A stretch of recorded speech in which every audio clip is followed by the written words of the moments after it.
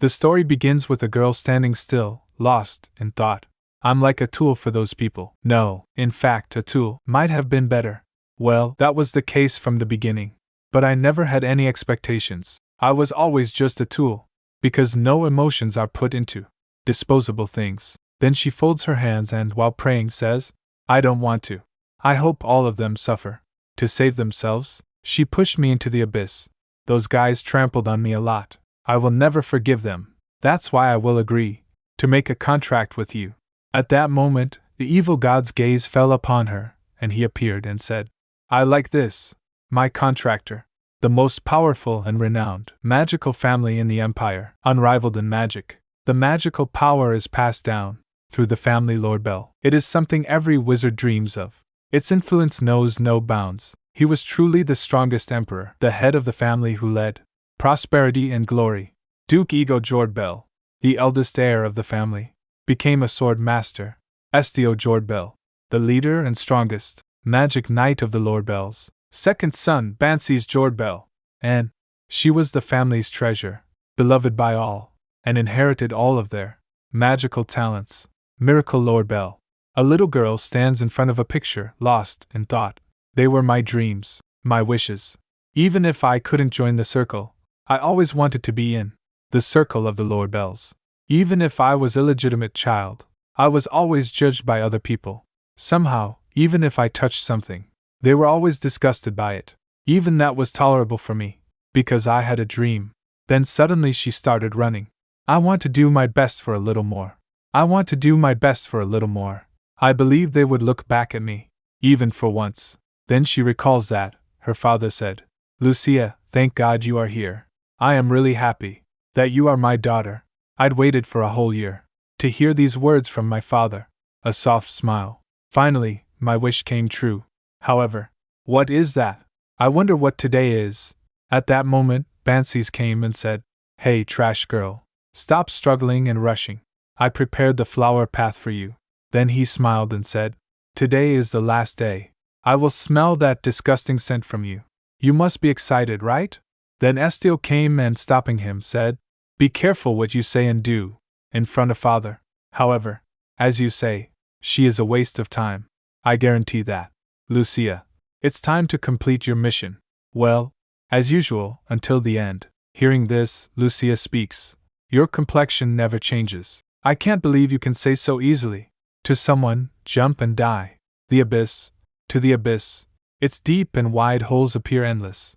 A secret place where only a few people in Lord Bell know of its existence. Hundreds of years ago, the first Lord Bells sealed the evil gods in this abyss, saving the world, and gave the Lord Bell family special powers so they could enjoy wealth and fame.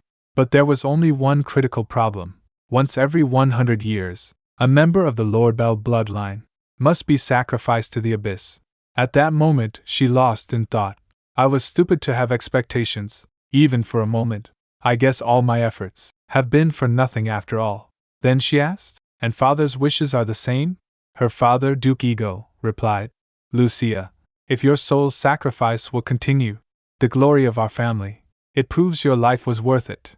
So consider it a glorious death. Hearing this, Lucia added, If this death is so glorious, I'd like my brother to take my place. Then she shouted loudly, Or, father's beloved, miracle. At that moment, her father, Duke Ego, slapped her. Then her father said, You filthy bastard. You have no right to speak my child's name, even if you are a lowlife. I thought I could show you mercy at the end. Lucia shouted loudly, I am your daughter too, aren't I? If you ever thought of me as your daughter, you wouldn't have done this, would you? Her father says, I've never thought of you as my daughter. I kept you alive only for this day. You're nothing but a disgrace to me. If you understand, don't struggle any longer and give yourself up quickly. Only in death will you become worthy of the Lord Bell family. Hearing all this, Lucia began to think, I can't die like this. Even the only life I have left is being used against me. But I can't even use magic. I don't know how to get away. Suddenly, Miracle came and said, Father and my brothers are here too. Her father says, Miracle, you can't go out like that. Miracle added, But I don't want to leave your side. Her father says, You're all terrible. I didn't want to bring you here. You know what's going to happen, don't you? At that moment, Lucia stood up and running, began heading toward the abyss, lost in thought. This is no time for pathetic feelings. Everyone's distracted by miracle, while I still can. Then she jumped into the abyss. My body just… No way. Miracle.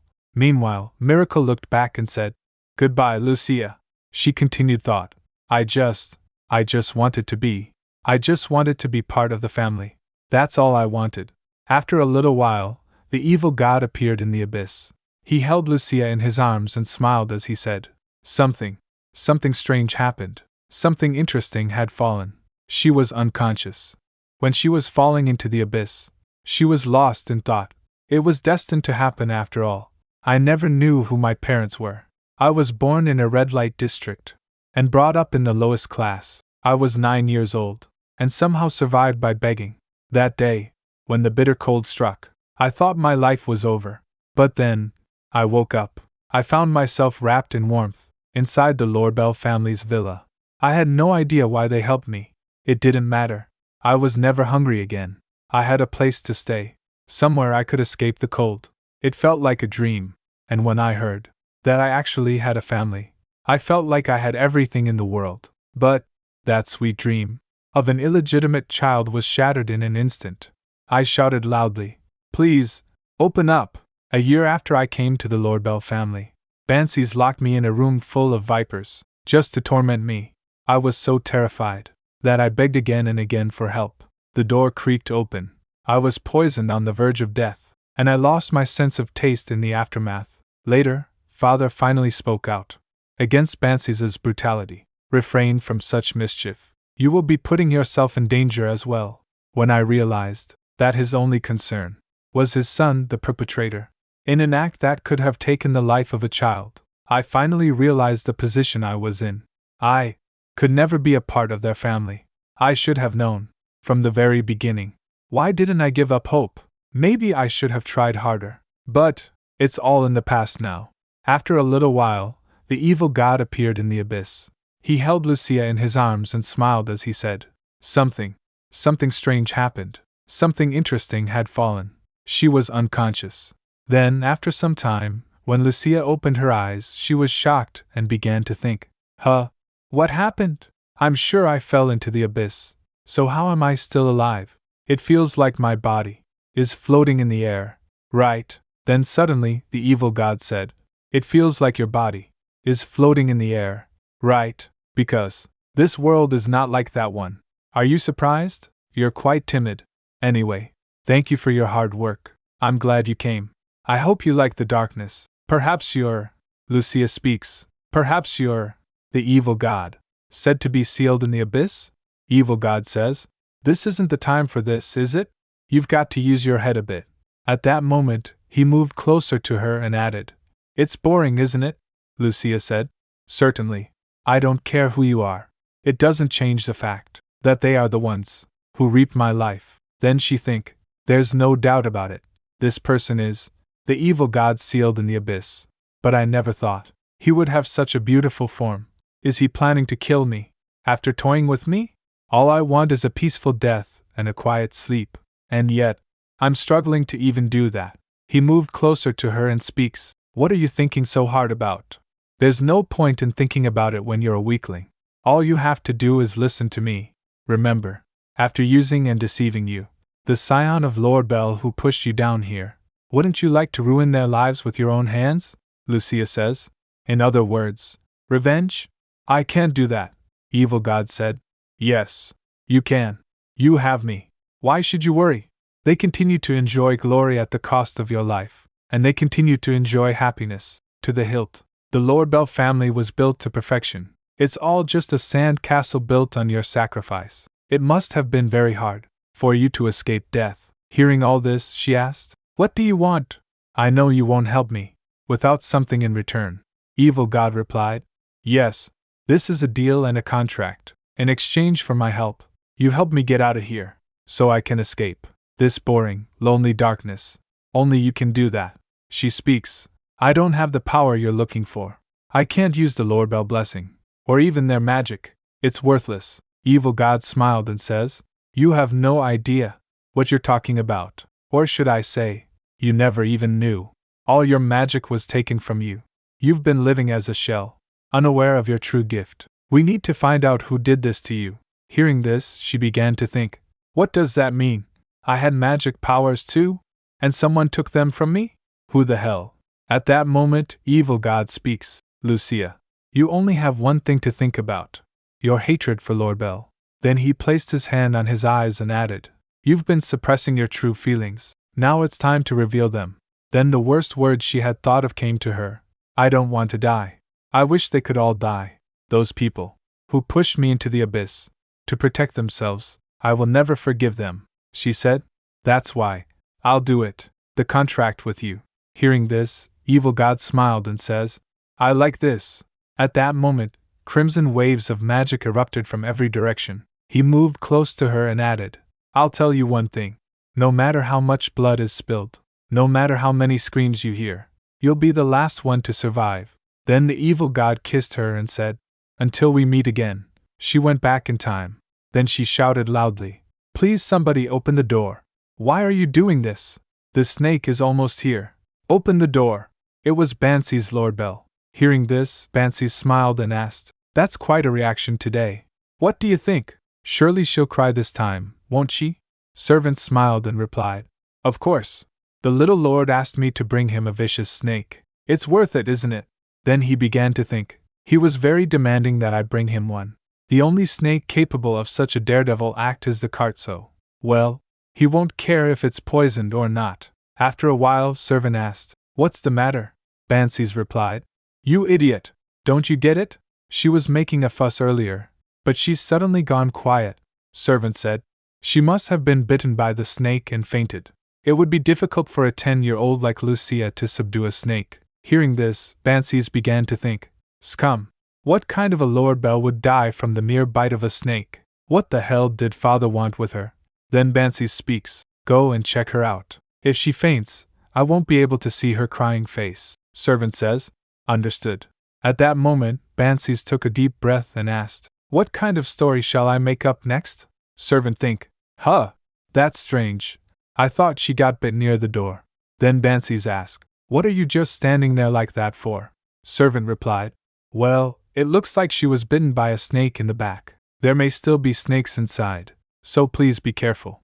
Bansi stepped forward and said, "I'm sure you guys are worried because you can't use magic, but do you think I, a direct descendant of Lord Bell, would be killed by a snake?" Servant says, "Sorry, I was so worried that I ended up saying something unnecessary. I'm sorry if I've offended you. Please forgive me." The door opened suddenly, and a cloth bundle fell outside. When Bansi saw it, went over to it, and asked, "What the hell is this? It's clearly coming from the inside, isn't it?" Then there was some movement inside the bundle. Bansi said, "It's moving a lot. Is there something in it?" Suddenly, when the bundle was opened, a snake came out and bit the servant, and he shouted loudly, "Young master! That's dangerous!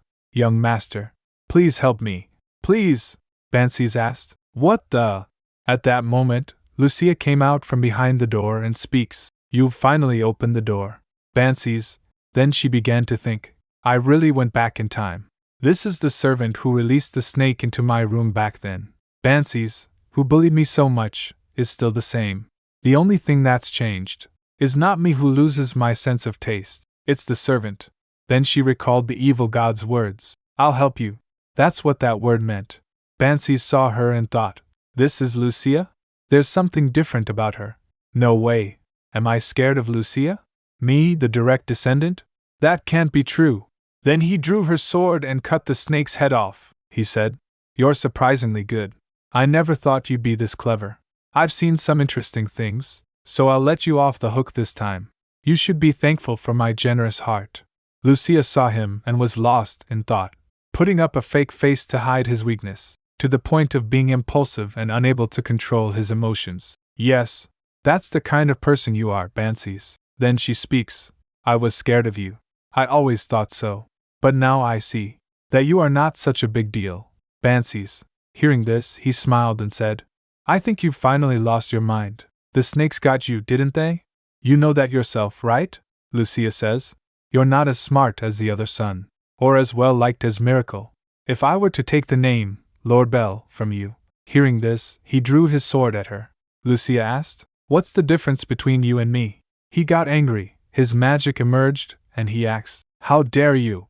You talk to me like that?" Then she lost in thought. In a few years, he'll likely stand out with his magic arts, a combination of Lord Bell's magical powers and swordsmanship. But that's a long way off. He speaks. You maggot-like thing and I, a direct descendant, are on the same level? She continued thought. For now, he's just a kid, who can't even take a challenge like this. And thanks to his inexperience, he can't even handle his own magic properly. At that moment, he raised her sword and shouted loudly, "I'm going to make you pay for this. I'm not like you." Then he attacked Lucia, but Lucia survived. She began to think, because that person will know about it. What an abomination. Stupid Bansies. You, in this life, will become a stepping stone for me to take my revenge. Suddenly a man came and said, "I believe I already told you that using magic or sword outside the class is strictly forbidden. Surely you haven't forgotten, don't you? Young Master Bansies," Bansies says. No way I'm forgetting about that. I did it because something happened," he speaks. In addition, why don't you give an explanation about this situation? Of course, I hope I can be satisfied with your answer. You'd come. Then Lucia smiled and began to think. I knew you'd come. Ligrin Fedrant. That's just the way you are. There are two ways to deal with those who are born as rulers in this world. Whether they are born to be at the apex of society, or by having authority bestowed upon them from those who are at the apex. In the case of Ligrin Fedrant, during this period, he's the number 2 of the Lord Bell family, a figure who could be considered the ruler of shadows.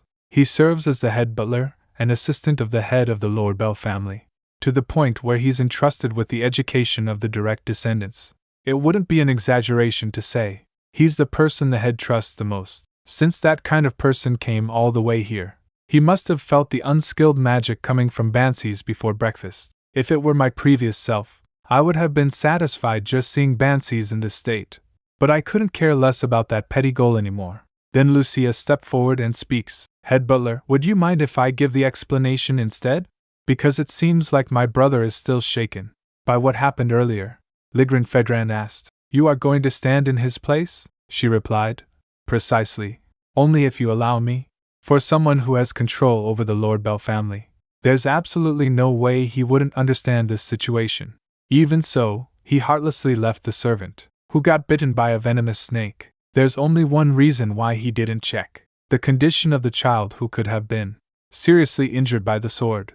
The child has no value worthy of his attention. On top of that, if he's truly imbued with the Lord Bell's sense of values, the only thing that has caught this man's attention right now would be disciplining Bansies. Since Bansies is a direct descendant of the Lord Bells, he needs to point out Bansies' foolishness. One day, a crack will appear in this solid Lord Bell family. It's just a matter of time. However, even though I carry the blood of the head of the family, if I, who is believed to have no talent, is protecting Bansies and explaining the situation in a favorable light for him, Ligrin will probably think like this. Perhaps this child isn't just a good-for-nothing after all. That's the end of the story. After a while, she said, I'm hoping you'll be lenient against my brother. My brother was only protecting me from a snake, and without realizing it, he used his magic. I doubt there's any venomous snake inside the Lord Bell estate. Don't you think it's unimaginable? Then Ligrin Fedran asked, Is there something you want to say, young master? Bansies replied, Nothing in particular. Ligrin Fedran added, This matter doesn't seem to be something I can judge on my own. I'll report this to the head of the family. For the two of you, please wait until the head's decision is out. Then she speaks. Lucia. He looked back. She smiled and says, My name is Lucia. When you report to the head, please make sure to mention my name. Ligrin Fedran said, I'll keep that in mind. Then she lost in thought. I've done everything I could. Now that I've finally made my presence known to Unkin, I'll be able to move easier onward. It doesn't matter how long it will take. I will set the stage for my vengeance and witness his devastating end. Lord Bell, you should definitely look forward to it. The next day, the room is quiet. Sunlight streams through tall windows.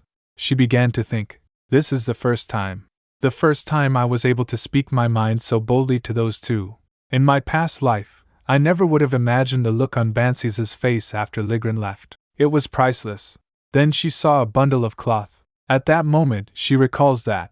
Bansi shouted loudly. A mere illegitimate child. Why did you lie like that? Say something. In the end, he's just a kid. Then she recalls that I speaks that. If you want to know so badly, I'll tell you. You probably think that I was throwing you a lifeline. I would go out of my way to do something nice for you, the one who hurt me? Don't flatter yourself. I only said what I did for my own sake. I'd rather die than get caught up in unnecessary trouble because of you. That arrogance of yours, do you have any idea how disgusting and revolting it is? You probably don't even realize it yourself. If Bansi starts to avoid me because of this incident, then I couldn't ask for more. But that might be wishful thinking, if only the solution were that simple. Then she remembers the words spoken by Bansi's. Now you're just a toy to keep me entertained. When will you finally realize that? You fool. Now's not the time to think. If Ligren reported yesterday's incident, then the Duke is bound to summon me soon. Some time later, she was lost in thought, following Ligren. Everything went according to my plan yesterday, so he's probably heading to the Duke's office right now. But why send Ligren instead of a servant? Why did he come to summon me personally? Then suddenly Ligren stopped and said, If I may, I want to ask you, why did you do that to me yesterday? Don't try to dodge the question by saying it was for young Master Bansi's. Don't expect me to overlook things like I did yesterday. Hearing this, she think, so it wasn't over after all. When an intense situation develops, and an unexpected event is added, the tension often impairs people's judgment. No matter how rational their decision may seem, in the end, they are only choosing the best option available at that moment. An ordinary person wouldn't even realize this, but Ligren must have sensed something was off right away. The actions he thought he decided on his own were actually guided by someone else's intentions. Realizing that must have made it incredibly difficult for him to come to me. At that moment, she stepped forward and speaks.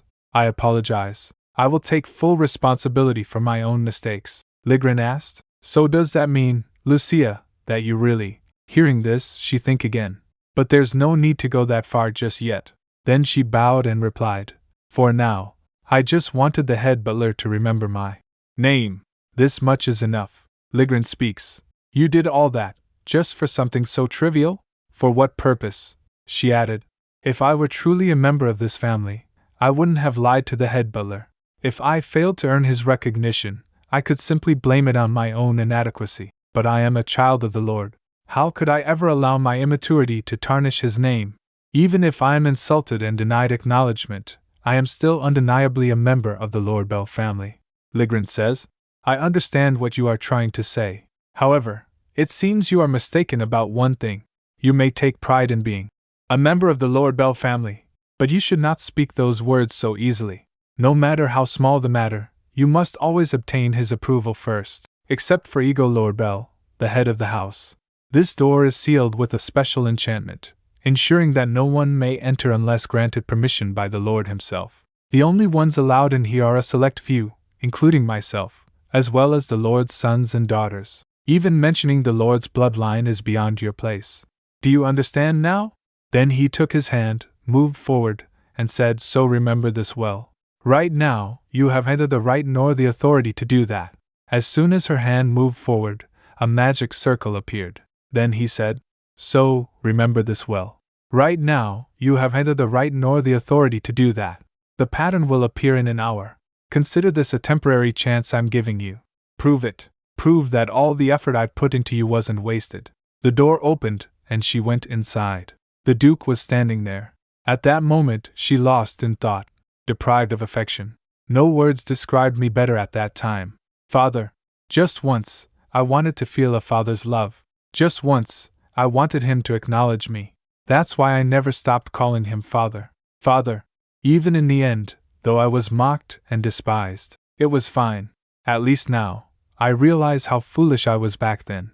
After a while, she bowed and then asked, You called for me? Your Grace, the Duke. Then Duke said angrily, I heard from Ligren. It seems there was some commotion. Something that trivial shouldn't become gossip that tarnishes the Lord Bell name.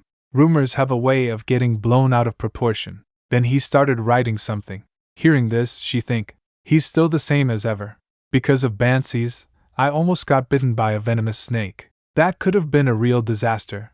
The only thing that matters to him is the Lord Bell family's honor. This is how he rules as the head of the household. I was left alone in solitude. No matter how loudly this 11-year-old illegitimate child screamed, he knew no one would listen. Even the smallest glimmer of hope, he would snatch it away. A cold man who calls for me only to scold me. He always does this, giving me hope, only to push me into the abyss. If he's such a ruthless head of the family, then why does he still let me stay in this house? Because I once believed there had to be a reason. Maybe he truly loved my mother. Maybe, deep down, he actually saw me as his daughter. That naive hope kept me from severing my last remaining attachment to him. He used my foolishness, my desperate craving for affection, all while planning this from the start. If I, the intended sacrifice, ran away or died, his entire plan would fall apart. That's why he made sure I survived. After a while, he asked, "Do you not understand what I'm saying? Where's your answer?" She replied calmly, "I apologize for the disturbance, but you don't need to worry," he said. "I'll be leaving now." Then she began to think again. "Your business here might be done. But now it's my turn. The truth is, I came here for this moment." Suddenly, she asked, "I have one request, Your Grace, the Duke." He asked, "A request?" Then he said, "If you're going to waste my time, you'd better make it worthwhile." Hearing this, she clenched her fist and said, "Thank you? In that case, please remove me from this family. The sooner, the better." Hearing this, he clenched his fist and says angrily, "Say that again." She speaks, "I want my name erased from the family registry." He asked, "Do you understand what you're saying?" She replied, "Of course. I've thought it over countless times before coming here." Then she began to think, his reaction says it all. Looks like I hit a nerve. Well, it's only natural. He never expected me to say this. But the situation now is nothing like before. I already know my role in bringing glory to the Lord Bell family. In other words, I hold an irreplaceable value in this house. The crimson-eyed girl. That's me, Lucia Lord Bell. So you'd better start reworking your plans, Duke Ego Lord Bell. Then she came outside and saw Ligren standing in front of her. At that moment, Ligren asked, "Did the conversation go well, Lady Lucia?" Lucia replied, "Yes, all thanks to the head butler. I truly appreciate it." Then she asked, "Is there something you wish to say?" Ligren replied, "No, that won't be necessary. I already know how this will end. In that case, let's return to your room. Everyone has a place where they belong. Consider today's events a lesson. Take this time to reflect on your position." Hearing all this, Lucia said, "Yes, I will." Then suddenly, Ligren opened the door and walked away. Lucia remained standing there, staring at the door. 10 minutes ago. Duke Ego speaks. "So, all you did was waste my time. I don't have the luxury to entertain pointless thoughts," Lucia said. "In other words," Duke added, "I do not permit you to leave the Lord Bell family." Lucia says, "Please, I beg you to reconsider." "I truly. How bold of you to challenge a decision I have already made." Duke asked, "Do you think you have the right to do so?" Lucia replied, "My deepest apologies. I only wanted to avoid bringing trouble to this family. That's why I asked to be removed from the family register. But in the end, I was nothing but an insolent fool. I will accept any punishment without complaint." Duke says, "Explain why you want to be removed from the family register.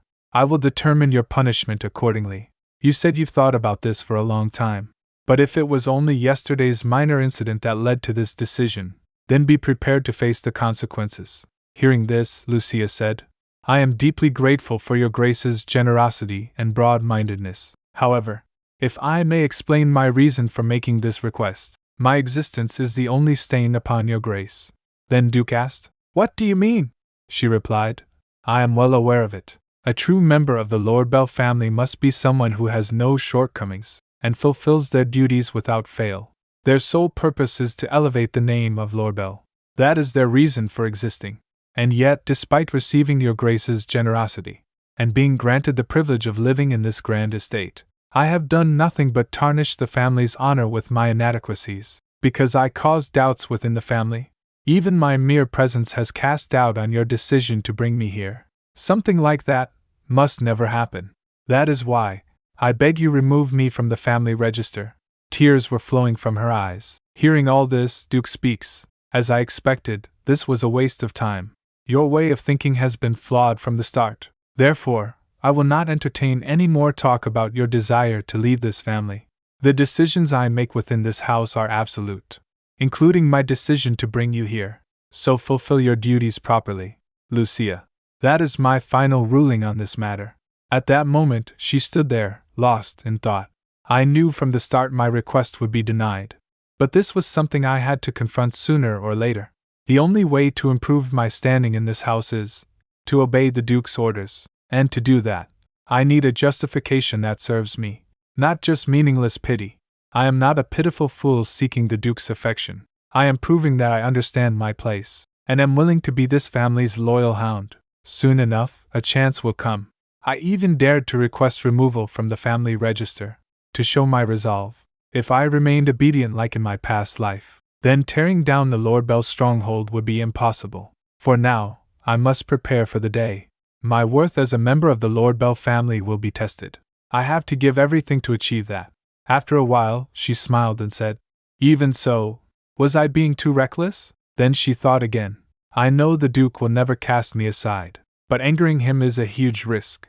Until the day I am sacrificed comes, there are still many ways to keep me bound to this place. As long as I remain alive, I can still play my role. But that would only be the Duke's last resort. He is a shrewd man.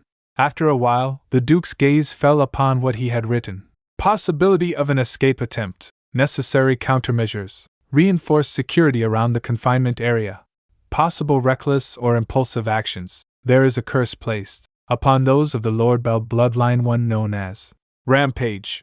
Even those deemed geniuses have a destiny to fulfill. If someone were born with such latent potential that they could even relegate affairs of significance to mere trivial pastime, that would be undeniable proof that the Lord Bell blood flows within them. However, even that boundless blessing had a fatal flaw. The Lord Bells, despite being so immensely powerful, must weather the unpredictable side effects of that same power. In exchange for such power, their deaths are tragic and dark, the polar opposite of their brilliance. Then she lost in thought. What triggers the curse remains unknown, unless immediate measures are taken to rein in the rampaging individual. That person will ultimately die. It seems that this terrifying trait is what made the Duke unable to just abandon me.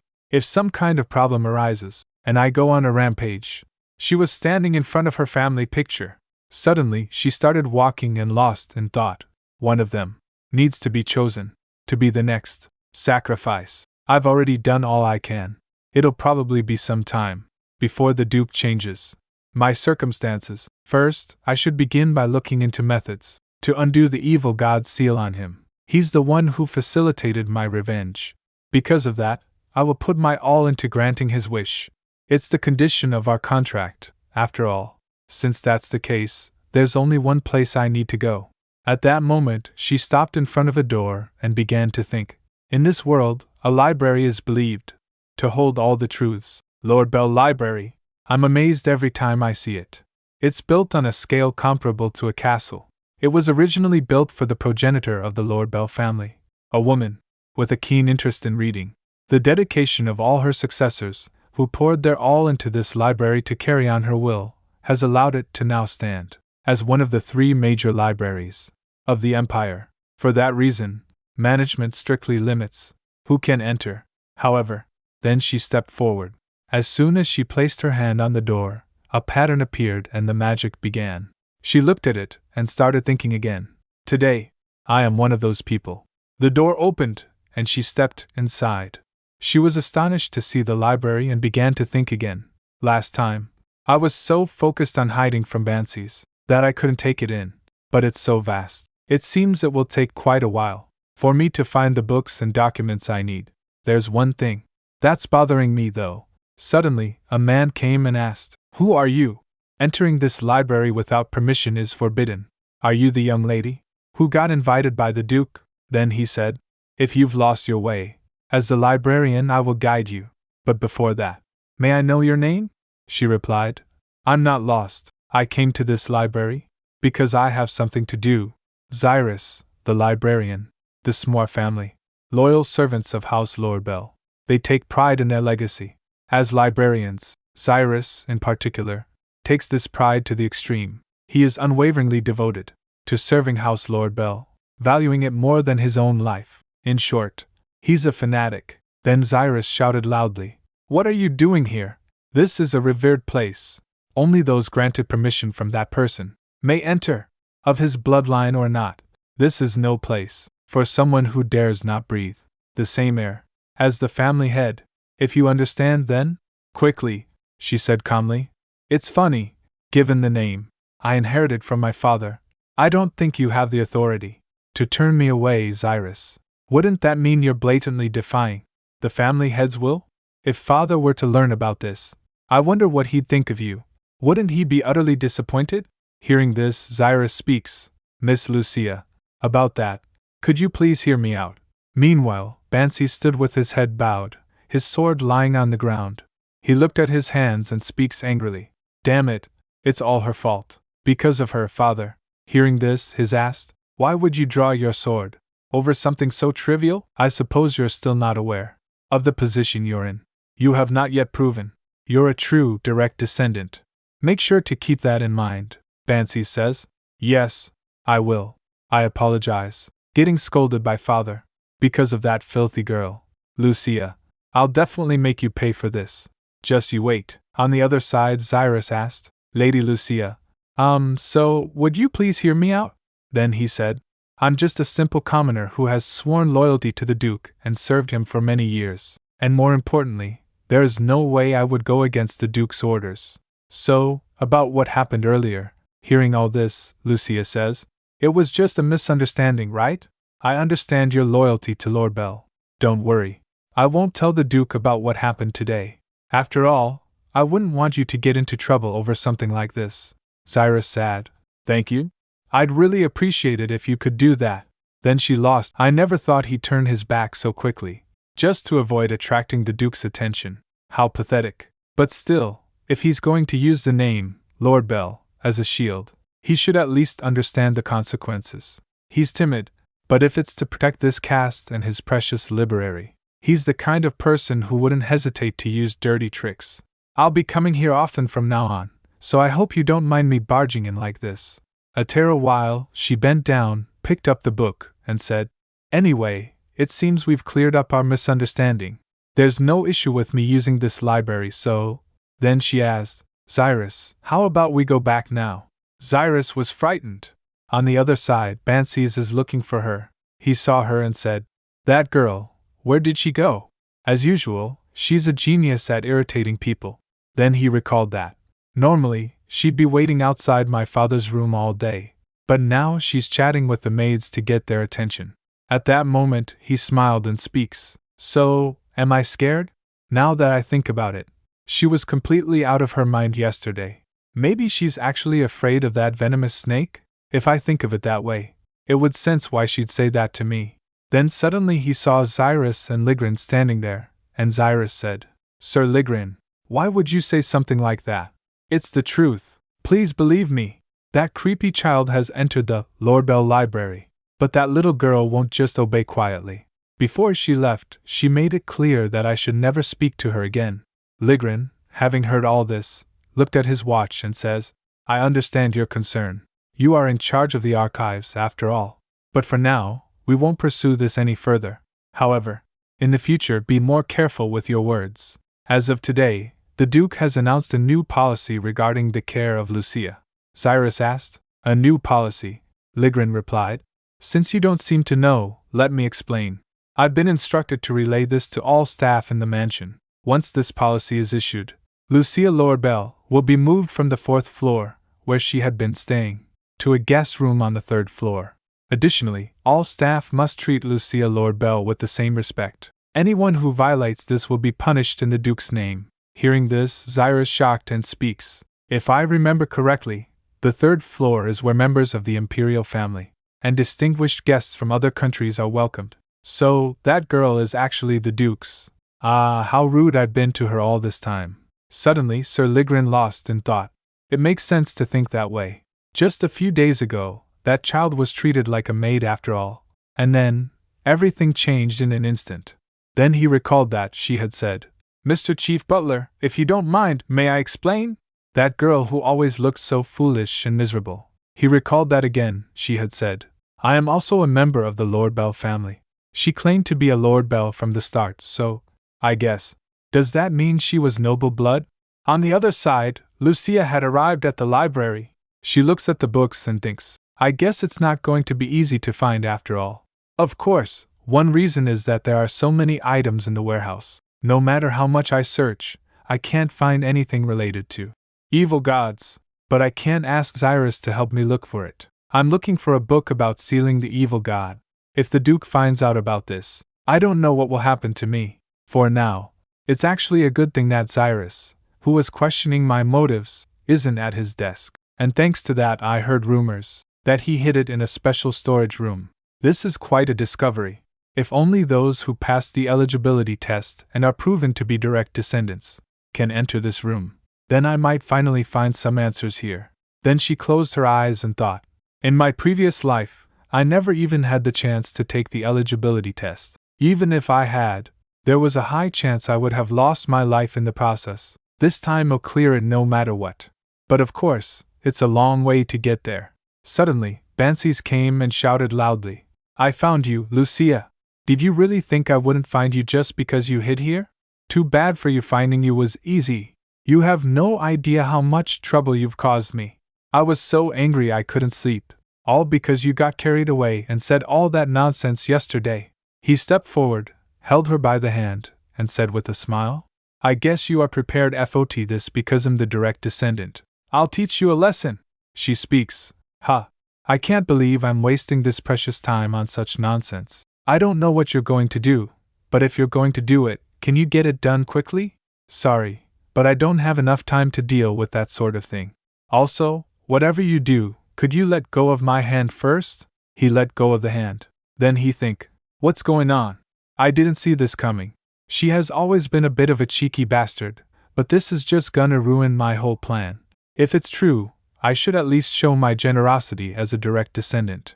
I was going to make her understand the difference about our positions. Looking at this, she begins to wonder. It's rare to see such a naive fool. I knew it, but Bansies really is just a kid. However, this can't be the end of it. I'd better buy myself some time. After a while, she stepped forward and speaks. I don't know what you're trying to convey to me, but shouldn't you use your head a little more? He asked. What do you mean? Then she asked. What if it gets ugly again, like yesterday, and it becomes a big deal? Head butler Ligrin and the Duke. I wonder what they would do. You know it too, right? Both Ligrin and the Duke said they would never forgive you if you repeated the same misbehavior. So instead of rushing of act, think carefully before you do. You don't seem to have anything to say back. If you will excuse me then. Hearing all this, he clenched his fist, lost in thought. Maybe she was worried that I would get scolded again. Otherwise, she wouldn't have said that. If it's true, I'd feel better if I was the one getting scolded. What on earth is she planning? I knew it. The shock of yesterday made her lose her mind? This is bad. This isn't the time to be doing this. If I go home like this, I'll just end up feeling frustrated again like I did yesterday. Suddenly, he shouted loudly. Wait! I'm not done talking yet. Who do you think you are to advise me? You think I'm going to thank you for that? Then he ran over to her and stood in front of her. Then he slammed his fist hard against the window and shouted loudly. Never! I'm the direct descendant, Bansies Lord Bell. If you understand, you'll just have to follow my lead quietly, and do whatever I tell you, she said. You really are a complete idiot. Why don't you have a look up there at the very least? He says. Huh! I'm an idiot? Just how far can you go? Up there. Then suddenly, books fell from the window. Seeing the books coming toward him, he fell down and started thinking. No way, did I get hurt by the books? It was too sudden, I couldn't avoid it. What the hell was that? How come I don't feel any pain? Of course, if a book that thick falls on your head. No way. When he opened his eyes, Lucia was above him. Seeing her, he said, Why did you? You are bleeding. From your head. She says. Bansies. I hate you, Lucia? Why did she? I just wanted to show her the difference between our positions, and then you. I just wish you didn't have to live in such a shabby room. After a while, the doctor arrived, examined her, and said, "The wound doesn't seem that deep. But her diet doesn't seem to be too good either. Apart from the medication, you should also watch what she's eating." "Excuse me," maid says. "Thank you for your advice. Take care." After closing the door, she turned back and saw Lucia lying on the bed. Lucia said, "So, summarizing what I've heard, you are Marine, my assigned personal maid. And I'm told that I'll be staying here from today onwards, in the guest room on the 3rd floor." Hearing this, Marine smiled and speaks. "Despite the confusion from yesterday's events, how are you so sharp, my lady?" "That's exactly right. The Duke announced it to all the servants yesterday, along with your room assignment. He instructed us to treat you with utmost care. And I, Marine, your personal maid, am fortunate enough to be able to serve you most closely. I'm new to being a personal maid, but I'll do my best to assist you. Please take care of me, my lady." Hearing all this, Lucia began to think. To think I'd be assigned to the 3rd floor, a place I never even dreamed of before, and even a personal maid. It seems even the Duke was quite shocked by the disownment. Huh! That fool Bansi's ruined everything yesterday. Well, this isn't such a bad start, right? A little while later, Marine led her to the dining table and said, "You must be very hungry, having gone all day yesterday without eating? The head chef took special care for your recovery, my lady. The doctor said you shouldn't have anything too heavy just yet, so we prepared something light." Seeing the food laid out on the table, Lucia suddenly fell into deep thought. What on earth is Marine talking about? This is a light meal? Until I almost fell into the abyss, what I ate was, before coming to the Lord Bell estate, it was routine to eat discarded food just to survive. What I was able to eat there was only cold, hardened bread and soup with a little mashed potato. I didn't have the luxury to care about taste, and even that, after losing my sense of taste, eating became nothing more than an act to sustain life. Suddenly Marine said, "My lady, look here. You should have said so sooner. You're having trouble eating alone because you're still not feeling well, right?" Hearing this, Lucia speaks. "What are you talking about? I was just lost in thought for a moment," Marine says. "Even though I'm a novice maid, I'm not that clueless. Now say When Marine took spoonful of food and was about to put it into Lucia's mouth, Lucia said, "That's not it at all. I can eat by myself." As soon as the spoon went into Lucia's mouth, she began to think. "The food, it's warm, not dry. And I can taste it." Then suddenly, Lucia started eating the food. Seeing this, Marine asked, "That means, my lady, did it suit your taste?" Lucia replied, "Yes, I think it was delicious." Then Marine said, "Oh my, I think it was delicious. Still, the chef will be pleased to see you finish the plate so cleanly. I'll go get some herbal medicine, so please rest for a bit, my lady." At that moment, Lucia speaks. "Oh my, I couldn't put the spoon down." Then she think, "Even though I haven't been able to eat anything since returning to the past, that was the most delicious thing I've ever tasted. And not just the food, but also the unexpected kindness of my personal maid, Marine. It made me put my guard down for a moment without realizing it. It's the first time since that day that someone has shown me such warmth. The only person who was on my side at the Lord Bell estate. And the only person I desperately wanted to see again." After a while, she got up, walked to the window, and stood there, talking to herself. "Thanks to that warmth, I was able to endure. So this time, I'll be the one to give him strength." Then she stepped out of the room, walked to the training ground where the soldiers were trained, stood there, and began to speak. "It's been a long time. Must be here, right? The Revenant from 5 years later. And Rixus, the first armament. It is known to be the strongest knight order on the continent. Lord Bell is where the magic knights train. Only the most elite magic knights gather there. It was a special place that was used by the first order of magic knights." As soon as she stepped into the training ground, her mind drifting into deep thought. As such, this place, located deep within the Lord Bell estate, is an absurd place for a child like me to be able to enter. However, I've never had an issue. How many times have I visited this place?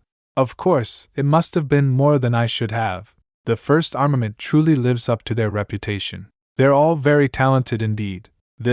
Through the oath ceremony, they learn the magic of Lord Bell. A technique that imbues weapons with magic. Magic Knight. Even if he's the only member of the Lord Bell's Knights, his military power is comparable to the commanders of the other knight divisions. Looking back, he truly is an incredible person, isn't he? Leading them. Suddenly, someone shouted, "It's dangerous. Move out of the way." She noticed magical lights approaching her and became frightened. At that moment, a man stepped in front of her and Sadie. "Were you frightened, my lady?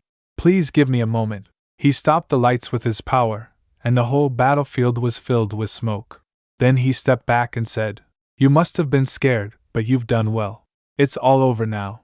I told you that you didn't need to worry about it." He was Enrixus, first commander of the Lord Bell Magic Knights. A knight came and spoke. "Hey, is everything okay? Commander." The sparring became too intense that the excessive magical power went out of control.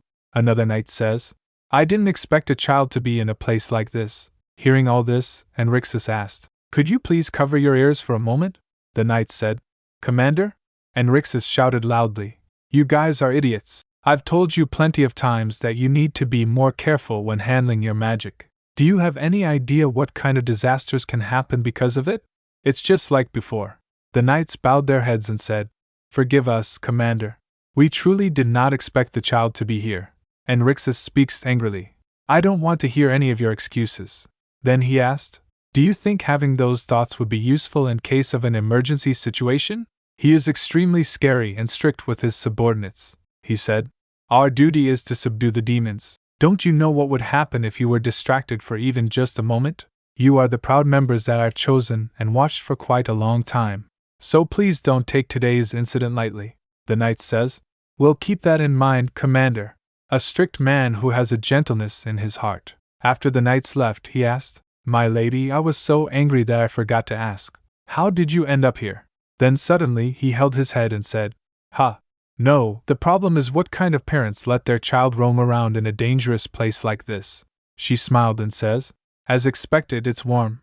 He speaks, "I mean, if my lady is fine with it, why don't we go inside first? This place is too dangerous to stand around. Let us wait inside the waiting room until we find your parents." Enrixus extended his hand, and Lucia held it and added, "I would love to." Enrixus speaks, "I've informed the guards to look for your parents, so don't worry too much about it. Forgive me. I would like to offer you something better while you wait, but I can only offer you a cup of green tea. This place is usually filled with sweaty soldiers." Lucia added, "Don't worry. I used to drink that kind of tea often." Enrixus asked, "You're already familiar with the taste of green tea? It's great, isn't it?" Then he smiled and says, "Haha, I know it is rude to keep you here, my lady. You must feel very unfamiliar and uncomfortable here. But you can relax a little bit while you're here, because there's no place safer than the Lord Bell's estate. Although my looks may not be convincing, I'm actually a very strong guy." Hearing all this, she began to think, "Every single word he says to me feels warm.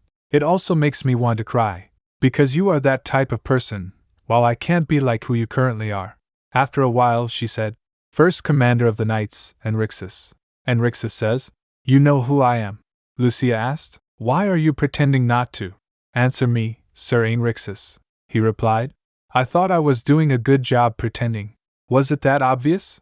As you said, I know exactly who you are. After all, no one in Lord Bell could claim otherwise. However, I wasn't trying to deceive you.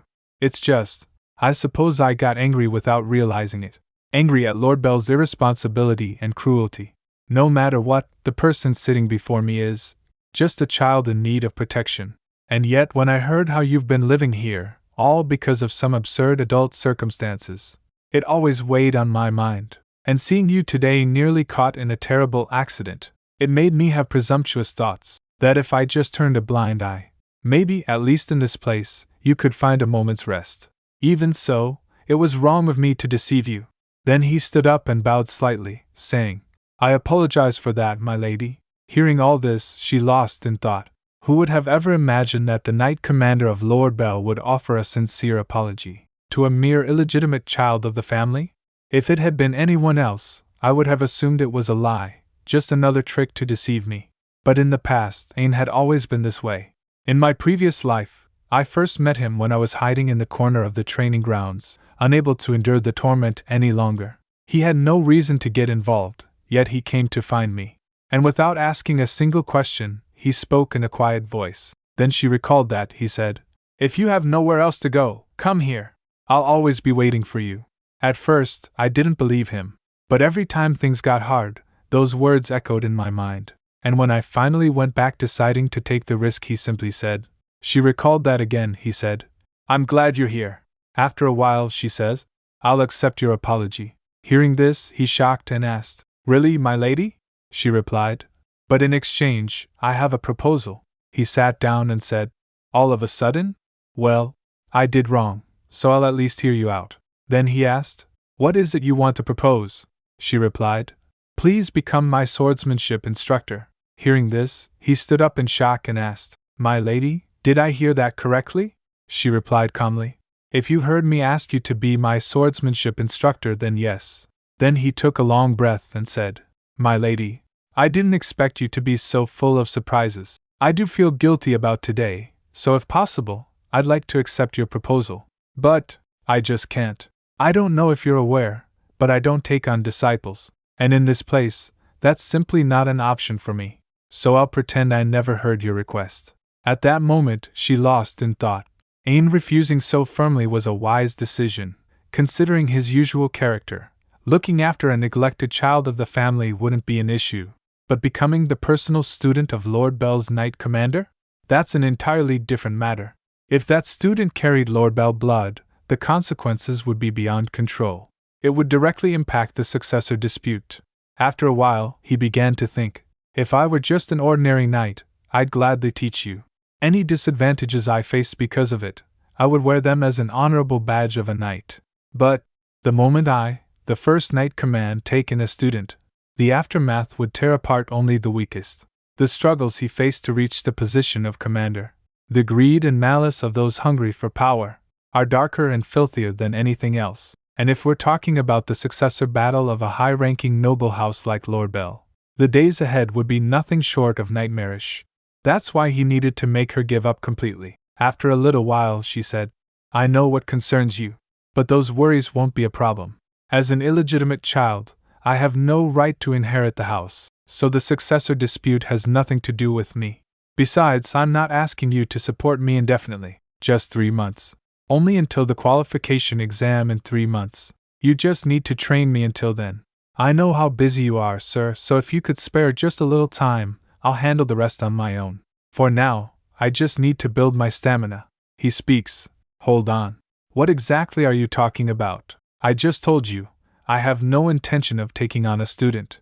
Then he asked, "And why would I even accept such a proposal?" She replied, "I will find Isla's medical book. Then, perhaps you'll be able to cure your ailing daughter. That is the answer I can offer you, sir."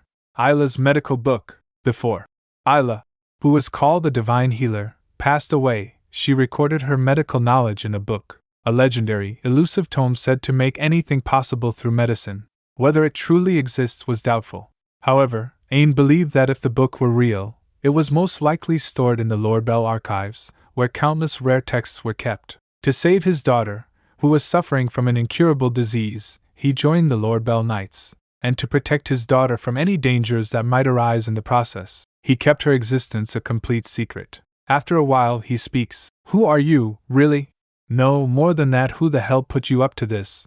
Dragged my daughter into it, and made you do something like this? Speak the truth. Speak the truth. Tell me before I do something I'll regret." He slammed his fist on the table and shouted loudly. "Right now," she said calmly. "Sir Rixus, your reaction is completely understandable. However, you must never let yourself react that way again. Think about why you've endured all this hardship." Then she shouted loudly, "Are you really going to throw everything away now, just because of this situation? Focus on only one thing." Then at that moment, she speaks calmly. "The fact that I can help you, and through that you can save your daughter. Even if you did rise to the rank of commander, you still would not have gained access to the restricted archives. That place is only accessible to direct descendants. I swear on the name of Lord Bell, I am the only one who knows your secret. I cannot answer all of your questions, but there is no malice in my silence. And please, allow me to help.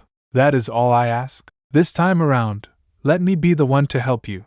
There were only 2 choices to make: hold the line until complete annihilation, buying time for the citizens of the nearby villages to evacuate, or abandon the villages to their fate, retreat, and protect the knights instead. And at that crossroads, Aang chose to sacrifice himself to save both the knights and the citizens. Left alone, he stood against the enemy, buying precious time. Thanks to him, many lives were saved. Aang's words, "I love you, my precious daughter, cherish." But in the end, he could not save himself. The price of his noble sacrifice was a solemn and grand memorial in his honor, and his daughter, Cherish, was left abandoned without a word of explanation, left to die from illness and starvation. A tragedy that could not be blamed on any one person, just a relentless chain of misfortune. After a while, she began to think.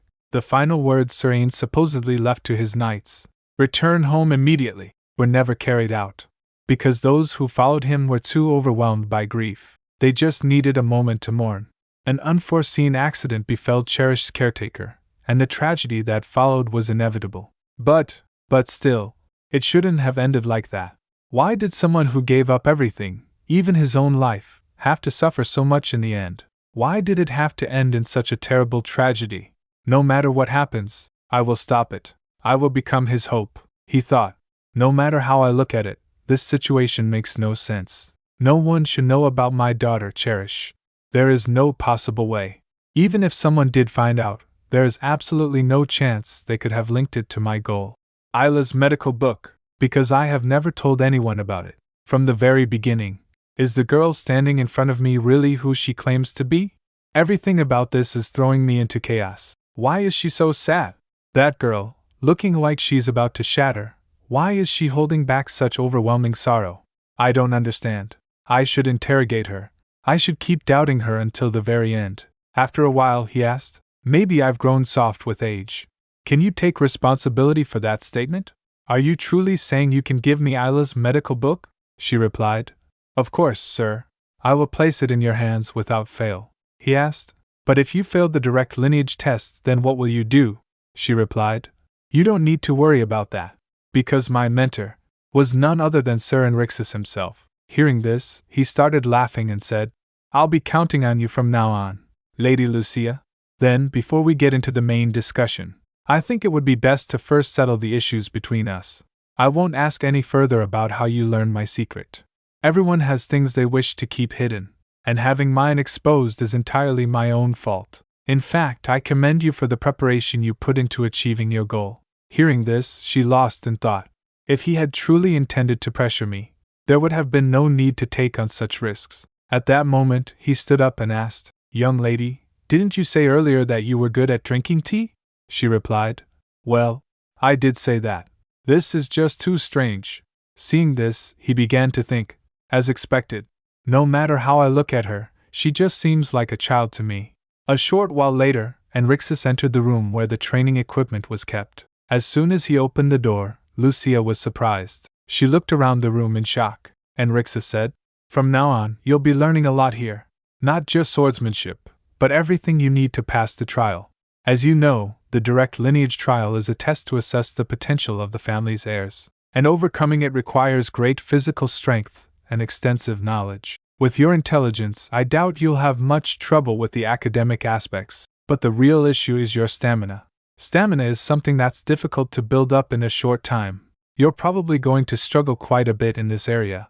Hearing all this, she speaks angrily. "Well, it's true that I've never learned swordsmanship before, and I can't exactly say I have great stamina, but I can practice several times more than others. At Lord Bell, no one really pays attention to me, so I have plenty of time. I'll practice hard every day, so I'm sure I'll improve. I know it'll be tough, but please bear with me just a little." Enrixus asked, "Young lady, what are you even talking about?" Then he lifted Lucia up and said to her, "Talking about progress and asking me to bear with it. I was simply discussing the challenges we're facing. You need to know what you're lacking in order to prepare for what comes next. Do you have any idea how many knights I've trained so far? Do you really think I'd train you without a plan? And you think I'd struggle over something that minor? I'm starting to feel a little offended here," she says. "That's not what I meant at all. I know you must already be busy, and I feel bad that you'd have to take time out of your schedule because of me." Then Enrixus added, "Well, like you said, one of the issues we need to address is time.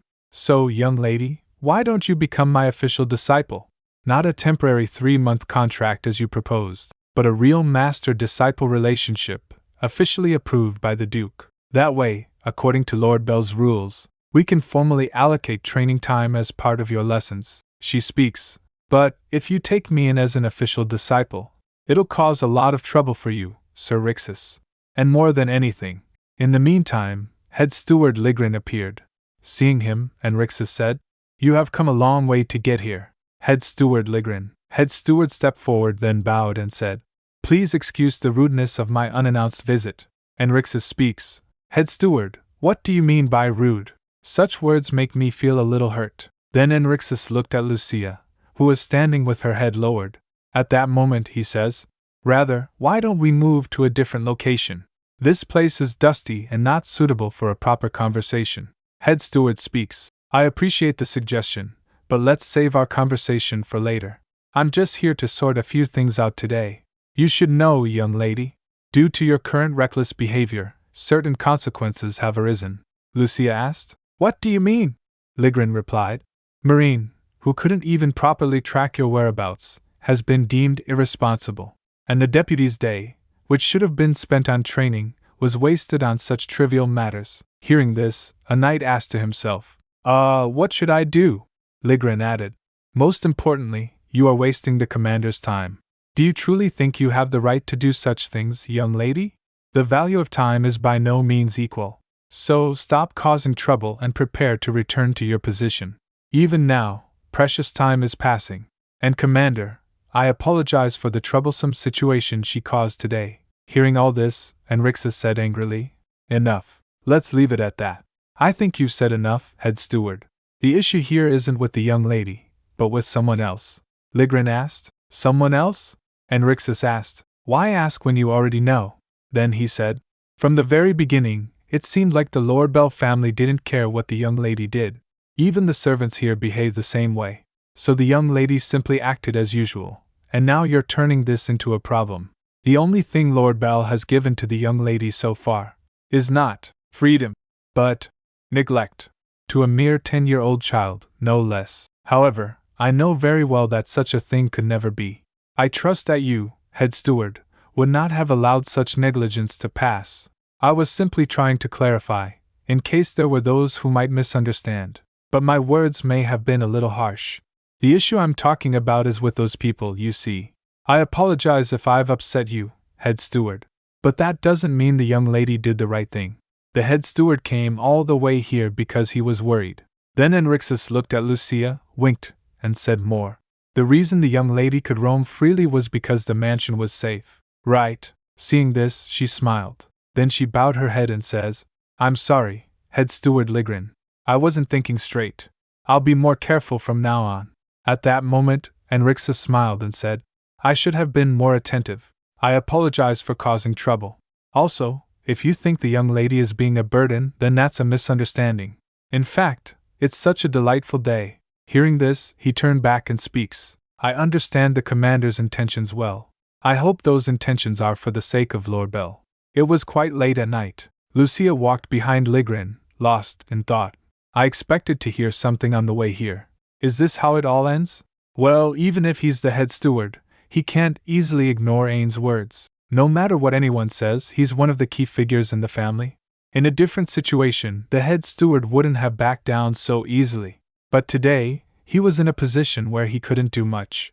Meanwhile, he was also lost in thought. What Lord Bell has given to the young lady so far is not freedom, but neglect. If I had opposed Ain's words and escalated the situation, it would have meant admitting the truth to a mere 10-year-old child. That would have been a blow to the Duke's honor. In the meantime, Lucia bowed and said, "Thank you for seeing me off, head steward. I'll be sure to inform Marine later." He speaks. "I won't ask what you're thinking. However, pushing any further would be excessive. Be content with the improvements you've made. If you become greedy for more, you'll lose everything you've gained. Take this to heart. It's for your own good." Then he left. Hearing this, she began to think. Whether it's a piece of advice or a warning, I can't say for sure. But something felt different just now. Or was it just me? No matter what, I can't stop here. So far, the plan is going smoothly.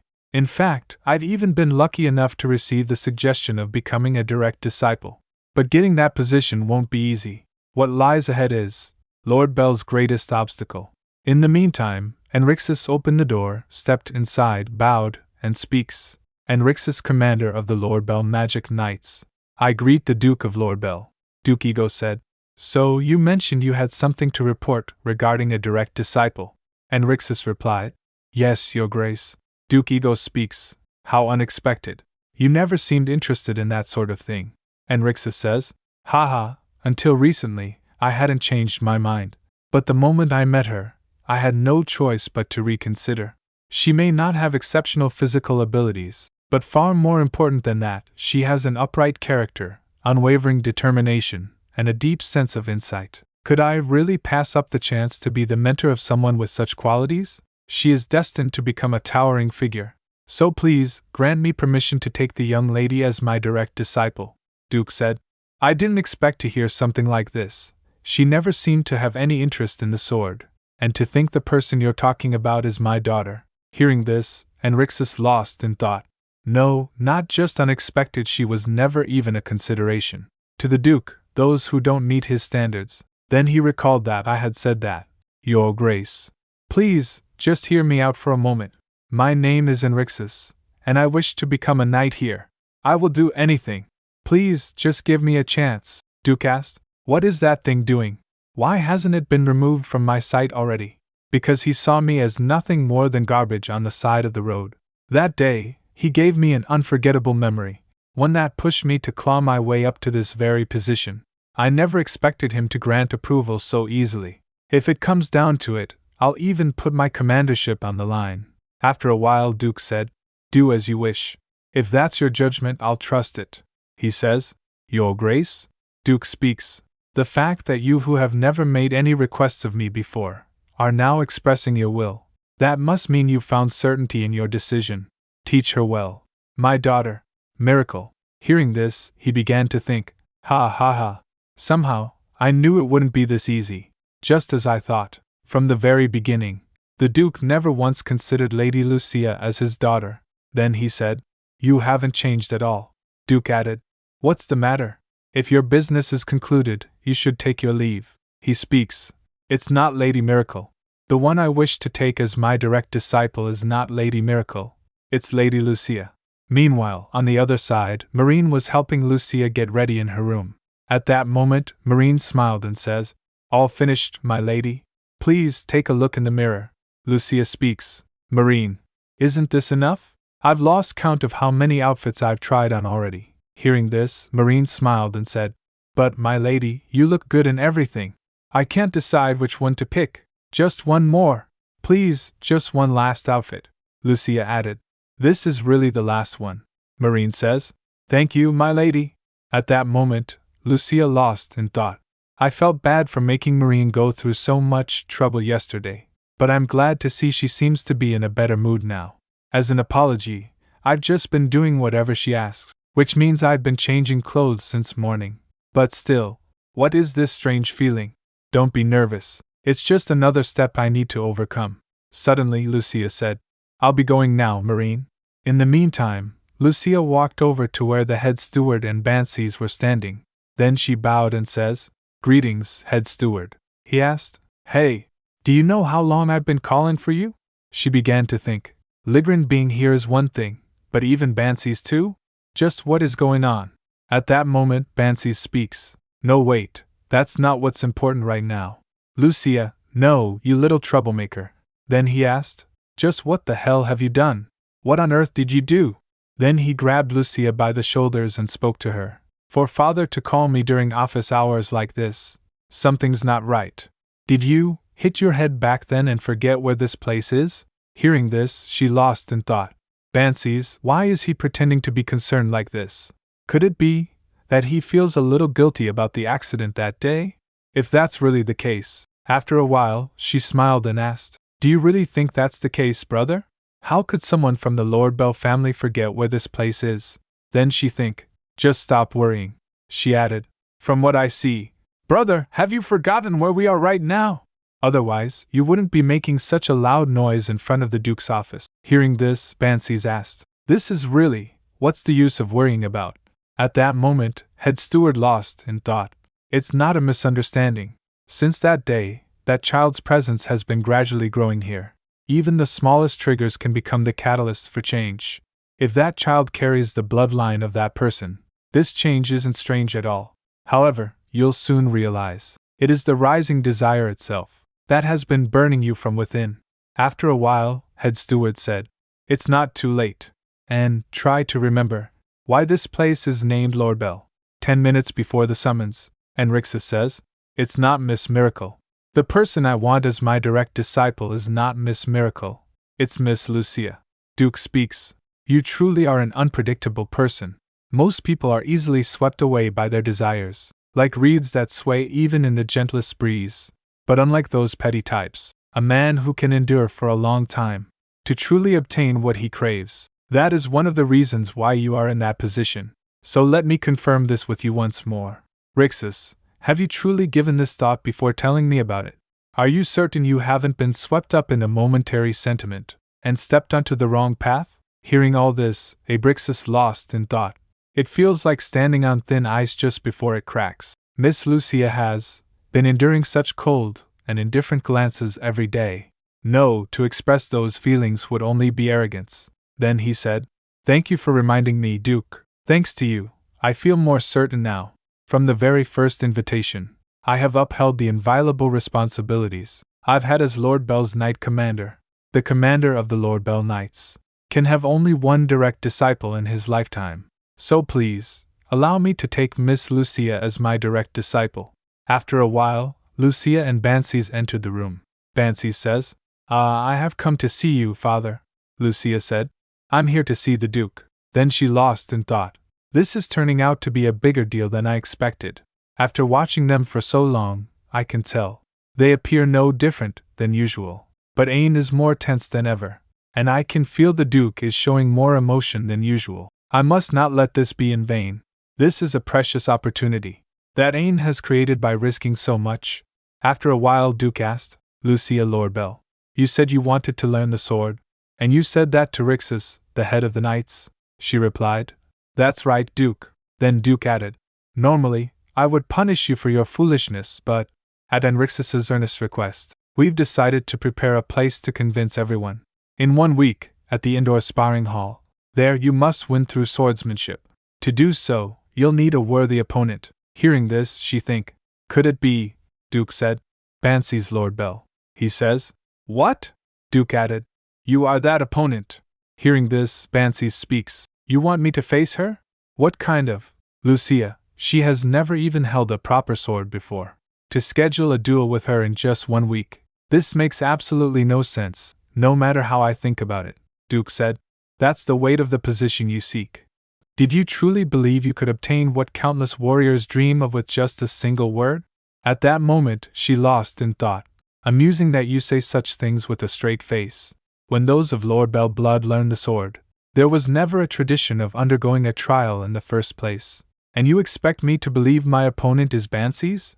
He may act like a fool now, but Bansies is already a swordsmanship prodigy, unmatched in his generation. To think of defeating someone who will become the head of the Magic Knight Order through sheer skill is absurd from the start. The moment we fight, I will instantly be overpowered. After a while, Duke said, "However, since the division commander strongly voiced his opinion, completely preventing even the sprout from growing would also be a great loss. Let me relieve you of this burden of decision. You may refuse the duel with Bansies. Even if you refuse, I will permit you to learn swordsmanship. However, your instructor will be another knight, not the division commander. If you recklessly insist on facing Bansies despite this, that will be your choice, and I won't stop you. But should you lose, you will never get another chance to learn swordsmanship here. I hope you make a wise choice." Hearing this, she think, "For me, this offer is a gift that won't come again." Then she looks toward Enrixus and says to herself, "I understand your position clearly." Duke said, "Then let's conclude this matter with a simple procedure." Enrixus asked, "Procedure? What do you mean?" Duke replied, "Just hearing the girl's opinion, that's all. If that girl shows the same firm determination as you, then there should be no problem." Hearing this, and Rixus became angry and lost in thought. This is all my fault. I should have demanded a definite answer, even at the cost of blood. But I felt relieved at the last moment, not realizing this was exactly what the Duke had planned. Because of that complacency, the young lady is now forced to make a cruel choice. If she avoids the duel, she'll bear the guilt of betraying trust and the mark of treachery. If she chooses the duel, where defeat is certain, her only opportunity disappears. Whichever she chooses, it will fulfill the Duke's wishes regardless. After a while, she speaks. First of all, I will never forget this overwhelming opportunity, and your generous consideration, my lord. Thanks to you, I was able to make a decision more easily. I accept the swordsmanship duel with Bansies. Hearing this, Bansies was shocked and asked, have you gone mad? Father went out of his way to give you this opportunity. What kind of nonsense are you spouting now? She replied, My brother, you are right. His lordship has generously given me this opportunity. But the main reason I want to learn swordsmanship is because of First Knight Commander Rixus. Moreover, since he believed in my potential and went to such lengths for me, it's only right that I show equal effort. The commander was the only one here to believe in me, which is why I chose to trust him. This is my answer, my lord. I shall prepare for the duel with Bansies. Meanwhile, a voice echoed through the Imperial Hall. Checkmate. A young man was playing chess with another man. At that moment, a servant stepped forward and whispered into his ear, A small incident has occurred in House Lorebell. That child has agreed to the swordsmanship duel. The man opposite him was very frightened, he said. It seems it's time to conclude this entertainment. Something more amusing than your frightened face has appeared. Man says, Please spare me. Just let me live. Please spare my life, your Imperial, he said. We shall meet soon, my precious one. He is Vedel Denav Arpadal, Crown Prince of the Empire. A short while later, Lucia returned to her room. Marine speaks. Ah, miss, is what you're saying really true? The reason you were urgently called to the Duke's office was not just for a swordsmanship duel, but, and your opponent is Master Bansies? Lucia added. It's exactly as I said, Marine.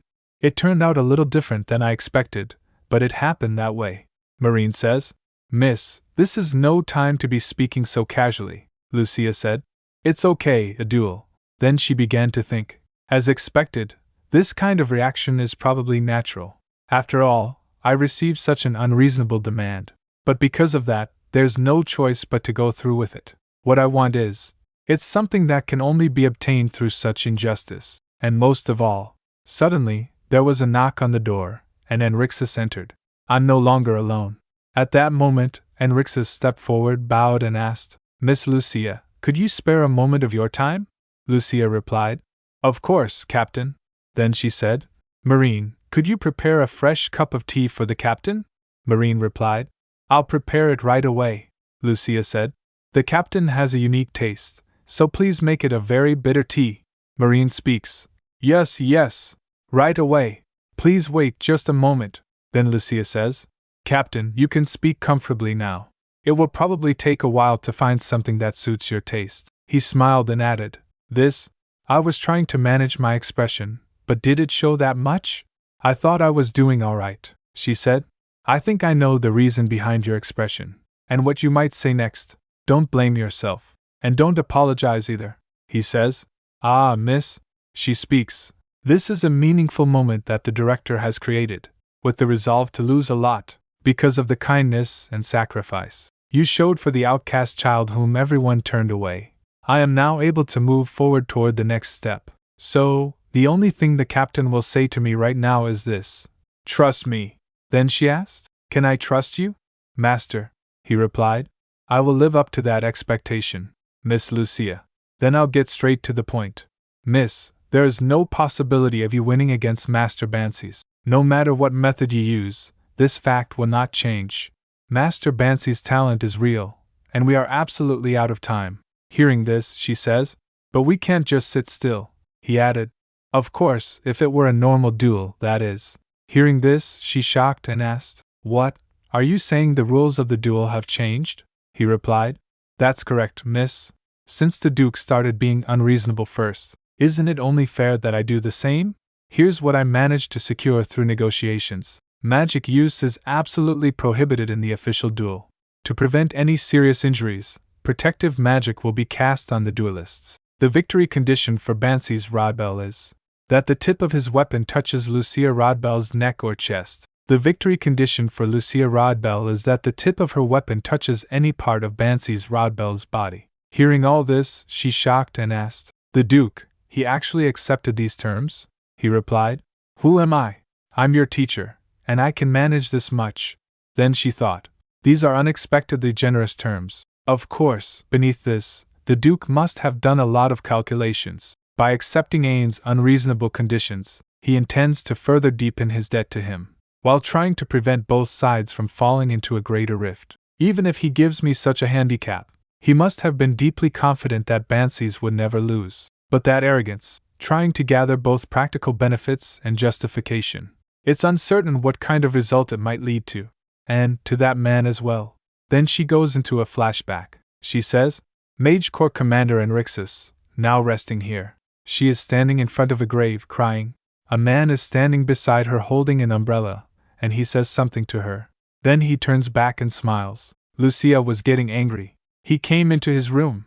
Suddenly, Bansi's came and shouted loudly, 'This is bad, Zieghardt. Father told me that in a week, I have to duel Lucia. He's putting the approval of her first knight's direct disciple on the line.' Seeing him, he said, 'Ah, so you've finally arrived, young master. I've actually been waiting for you. It's about that matter.' Hearing this, Bansi's asked, 'What? Then you already knew about the sparring match?' He replied, 'Haha, of course, young master. It's a significant matter related to you, after all. And since it's a sparring match, isn't it only natural that I pay special attention to it? After all, I am your swordsmanship teacher.' He is commander of the 2nd Magic Knights Division, Zieghardt Maulid. Zieghardt Maulid speaks. 'Oh dear, how embarrassing. Sorry you had to see me like this, young master. I rushed here immediately after finishing training with the Linnet members.' Hearing this, Bansi says, 'It's fine. It's not like this is the first or second time. If you've already heard the news, then I don't need to explain further, right? Honestly, I just don't get it. Why would Commander Ain choose that girl as his direct disciple instead of me? Besides that Lucia, why would she ignore the easy path and make such a nonsensical choice? I don't understand that either.' Then Bansi's asked, 'Zieghardt, do you perhaps know why?' Zieghardt was silent. Bansi said, 'Zieghardt?' Then Zieghardt replied, 'Well, young master, since both of them come from the lowest class, the very bottom rung, perhaps it's something unique to them. Some kind of shared understanding, perhaps. I don't know what those two are thinking, but I can at least appreciate the Duke's intentions.' Then Zieghardt took a paper out of his coat and, handing it to Bansi's, said, 'These are the rules of the sparring match.' Bansi's was surprised to see it. Zieghardt added, 'They are not something you would see in a typical duel. You could say the conditions are quite skewed. Therefore, rather than seeing this as an ordeal imposed upon them, it should be interpreted as the Duke's way of assessing your qualities.' Hearing this, Bansi's asked, 'Assess my qualities? What do you mean?' Zieghardt replied, 'Young master, looking at those rules, did it ever occur to you that you might lose to the young lady?' Then Bansi speaks, 'Huh! That girl beating me with just this? That's ridiculous,' Zieghardt said. 'That is precisely the point, young master. The gap between you two is overwhelming, and the Duke is well aware of that. In that case, when the outcome is so obvious, there can only be one reason to escalate things this far: execution. Eliminate those who don't know their place, those blinded by vanity, those who dare covet what they shouldn't. He has entrusted that grave duty to you, young master. He intends to see that illegitimate child thoroughly trampled.' Hearing this, Bansi says, 'Father entrusted such a duty to me.' Then, in anger, he crumpled the paper in his fist and asked, 'Zieghardt, can I really live up to father's expectations?' 'What should I do?' Zieghardt replied. 'What is there to worry about? Am I not right here beside you, young master? For now, rather than swordsmanship lesson, it seems I should teach you how to properly handle those beneath you. It's time I taught you that.' On the other side, Enrixus told Lucia that, no matter what noble excuses are made to justify it, the essence of martial arts is to inflict harm. Therefore, you must never forget its true purpose, and always remain vigilant. If one becomes consumed by the temptation of violence, they turn into a monster, and the tragedy caused by such monsters is far too horrific. Hearing all this, she said, I will never forget today's teachings. Thank you, Commander, for bestowing these golden words upon me as my guide. Hearing this, he smiled and says, with such an intelligent disciple, I suppose there is nothing more to say. All right. Let's conclude the theory lesson here. Shall we move on to practical training? To win, you must first understand both your enemy and yourself. Against young Master Bansies, what advantages do you think you possess? She speaks. If we're talking about advantages, then only the favorable rules. It's frustrating, but in terms of stamina, skill, and overall ability, I am lacking in every practical aspect of this match. He added, unfortunately, that is how everyone sees it. Not just us, but them as well. Then we have to devise a plan. Since they're so certain of victory, their pride and arrogance will become their weakness, and that weakness will be the key that will bring us victory. Well, I might have said it trying to sound cool, but to summarize, we will turn their carelessness into an opportunity, and to make the most of that opportunity, we will conduct thorough analysis and relentless repetitive training. Hearing all this, she said, analysis and repetitive training? He says, first, let's clearly define the situation you have found yourself in. Thinking about unfamiliar situations you haven't experienced often leads your thoughts down a negative path. Rather, doing so makes it more likely to cloud your objective judgment. If you're not careful, it essentially means you're cultivating your own enemy. Let's, for a moment, put aside the fact that it's a sparring match. If we focus on your face-off with young Master Bansies, wouldn't it be correct to see it as a match, where you only need to land a single successful strike? If we define the situation like that, the weapon you need to choose becomes clear. After hearing all of this, she was shocked and said, Commander, surely not. Then he added, what the young lady is thinking is correct. You will use a spear, not a sword. Of course, it's a temporary measure just for this spar, but right now, there is no better weapon than this. She speaks. I can guess the intention behind choosing it, but there's no way the Duke would permit that. Then she lost in thought. Ah, don't tell me. For Lucia Lorebell to win, the tip of her weapon has to touch any part of Bansi's Rodbell's body. So that's why he proposed that condition? At that moment he speaks. I know what you must be worried about. However, you won't be at a disadvantage for using a spear. Not only have I made arrangements so the rules aren't violated, but since the Lorebell family is fundamentally a martial family, they don't rely on having an advantage in weaponry. In fact, the spear is a weapon favored by many magic knights, so if he were to make an issue of this, it would be the Duke who finds himself in an awkward position. She began to think again. Having someone on my side is such a great reassurance and source of strength. If Ain chose this with such conviction. After a while she said, Please start right away, Commander. In the evening, Lucia was sitting in her room with Marine. The room was quiet, but Lucia's lost in thought. I wish I could continue training through the night, but he strongly advised against it, saying even this difficulty is part of the training, so there's no way around it. And besides, even if I want to be stubborn about it, my body can't keep up anyway. I already need bandages just from holding the spear a little. If I can't move my body, then I should take the time to review what I learned. The decisive reason Ain recommended I choose the spear is because of its much longer range compared to swords. To attack Bansies with a sword, I would have to get in range of his attacks, which, given the large difference in our skill levels, that would only give him the opportunity to overwhelm me. However, if I'm wielding a spear, the situation changes slightly.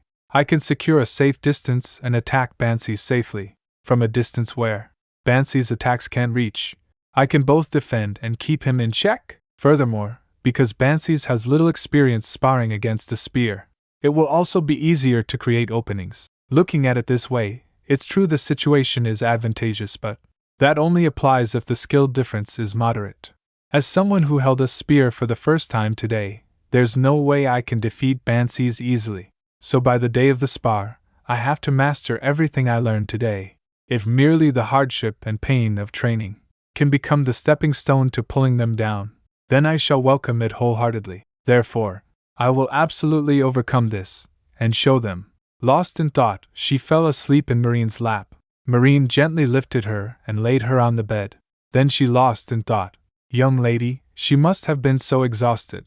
If I had my way, I'd put an end to this ridiculous situation right now, but In that moment, she remembered that Enrixus had said, "There is only one thing you must do while you're by the young lady's side. Focus entirely on her recovery and nutrition, and attend to her to the best of your ability so she feels no discomfort."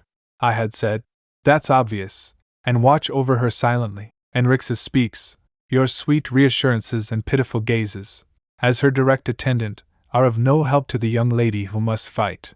Think carefully about what is truly necessary for the young lady's sake, and what kind of retainer you should be. Marine was sitting next to Lucia, and then she spoke. "I am aware of that too, but truly being able to act for her sake is a luxury only someone who has the right to do so can afford. For me, I do not have much choice." The next morning when she woke up, it was raining. She was standing in the veranda to avoid the rain, and then she got lost in thought. What should I do about this? It was clearly fine when I left. Who would have thought it would suddenly pour like this? If I go back to get an umbrella, I'll be late for training. Should I just run through the rain? Then she suddenly started moving forward. Zieghardt was standing in front, and he said, "I was wondering who was moving about so busily from early dawn."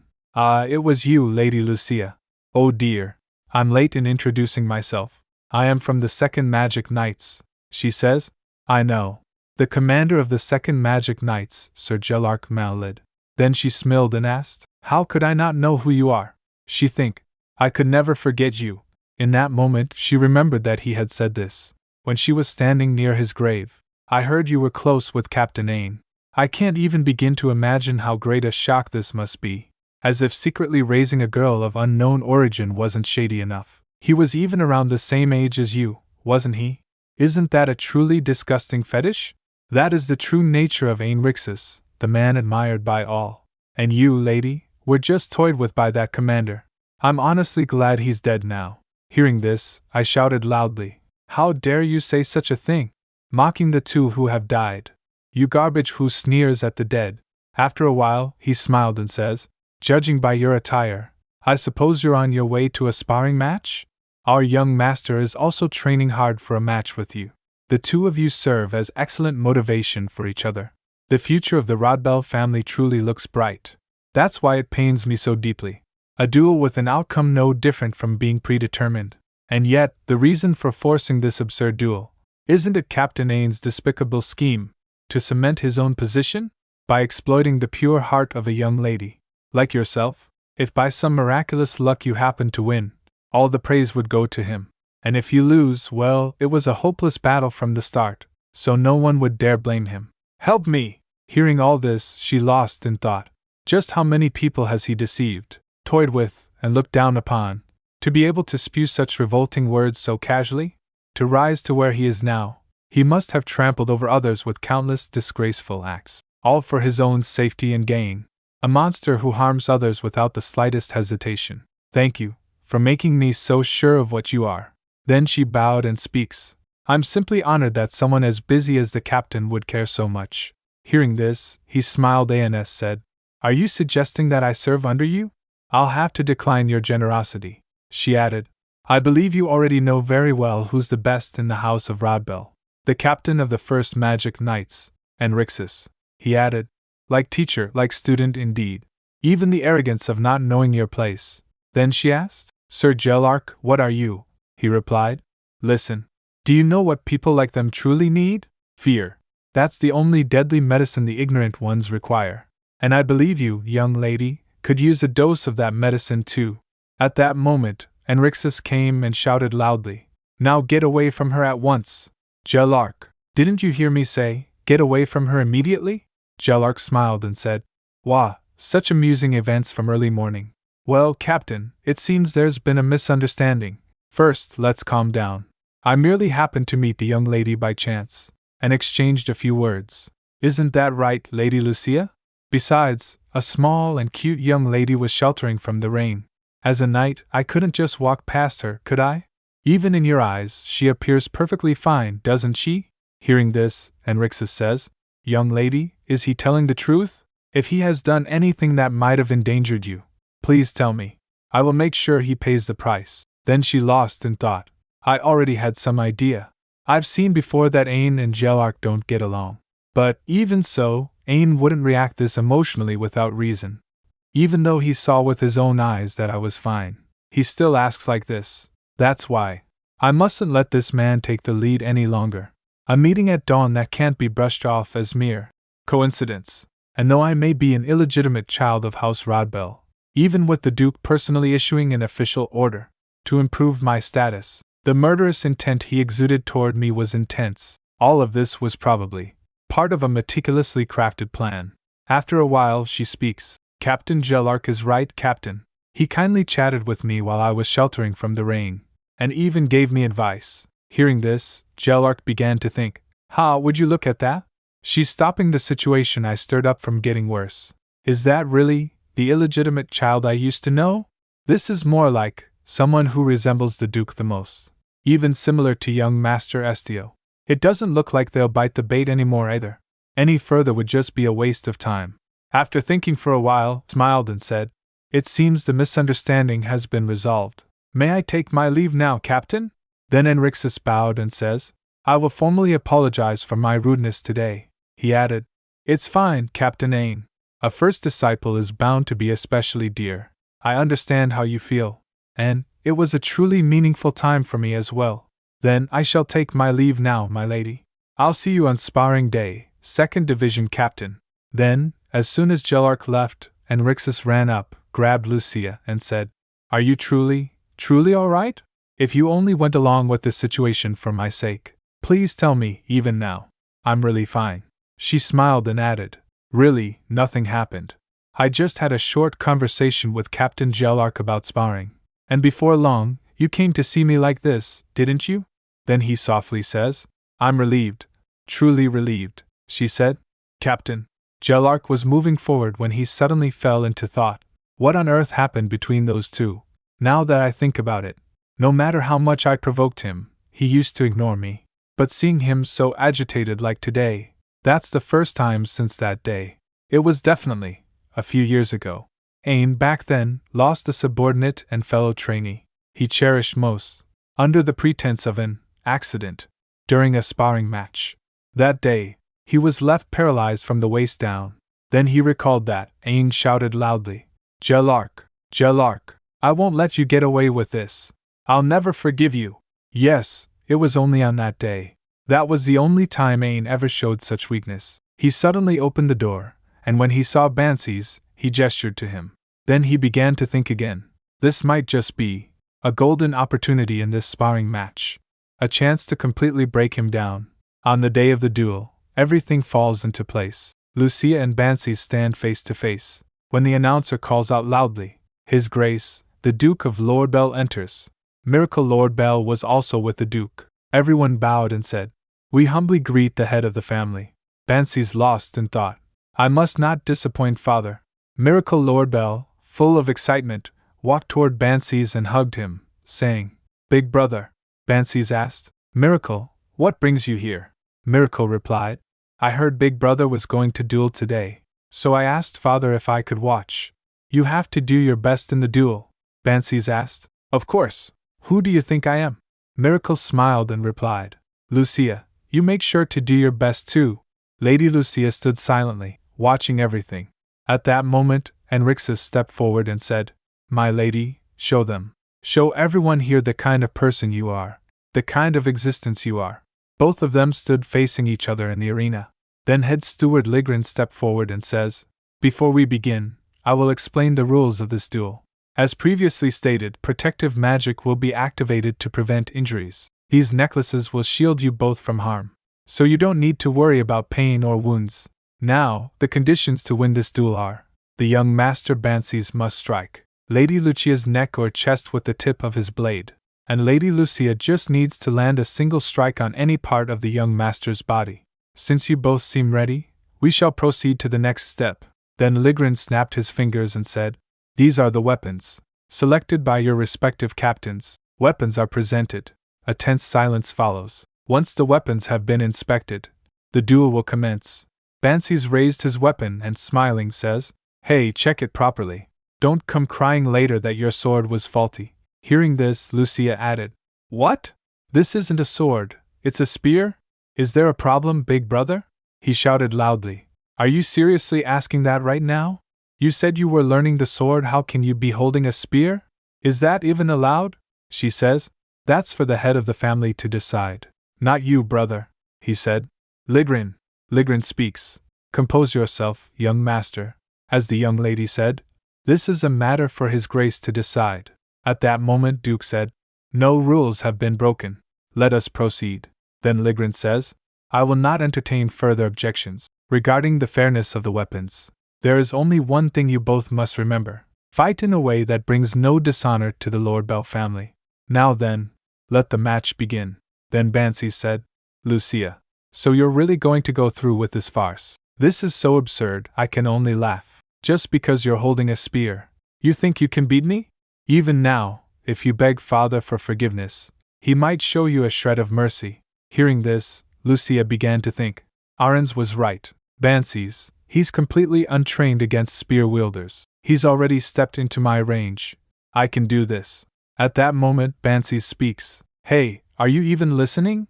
That's the only way you'll ever learn to use a sword. This is your last chance. Suddenly, Lucia placed a spear against his neck and think. I can win this, he began to think. What is even happening right now? Did I just get hit first? By Lucia Radval, and by the slimmest margin. If I'd been even a second slower, the match would have ended right there. I almost lost? That doesn't make any sense. None of this makes any sense at all.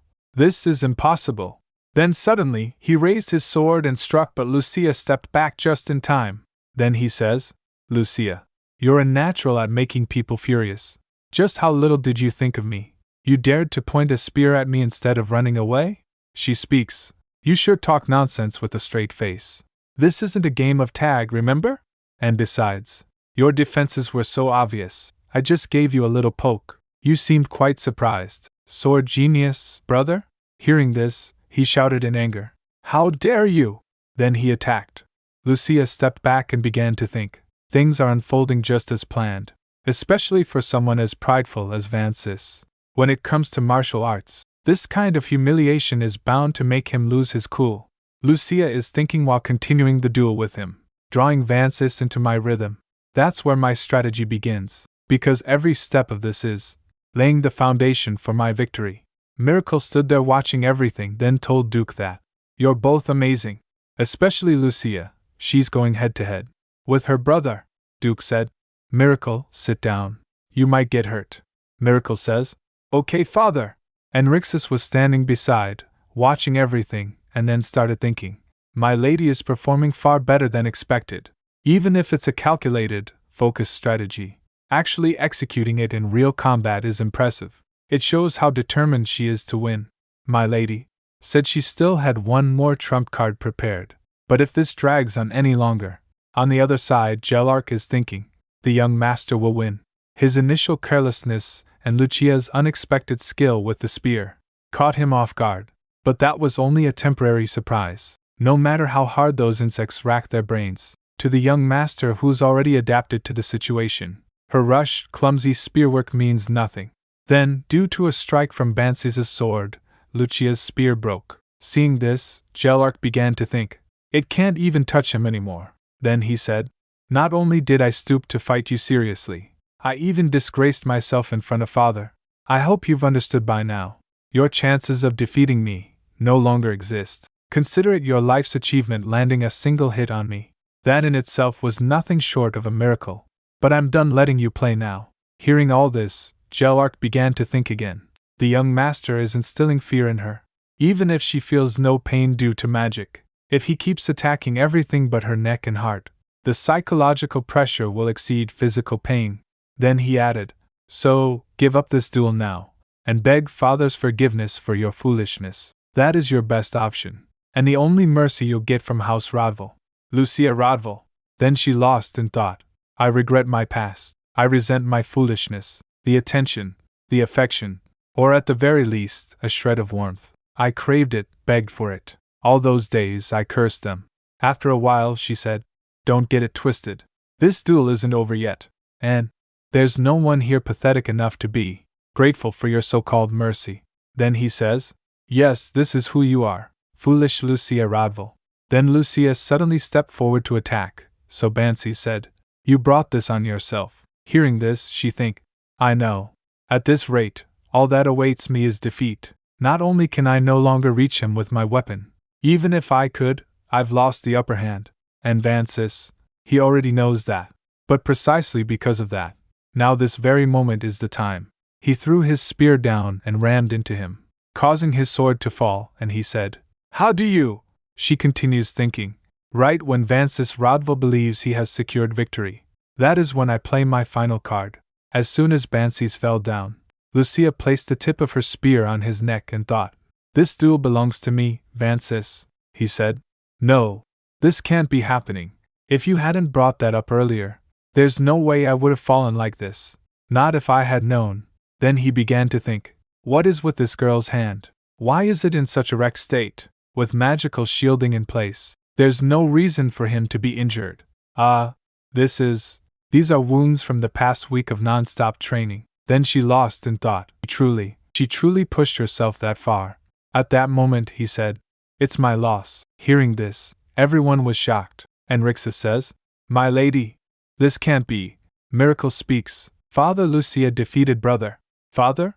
Then she stepped forward and said, Render your judgment. Please declare your decision for this duel. My lord. The Duke stood silently, watching her. At that moment, she lost in thought. With the situation now diverging from the Duke's plans, time is no longer on my side. If he so wishes, he could find fault in the smallest detail, and declare the entire match void. That's why I must receive a clear verdict now.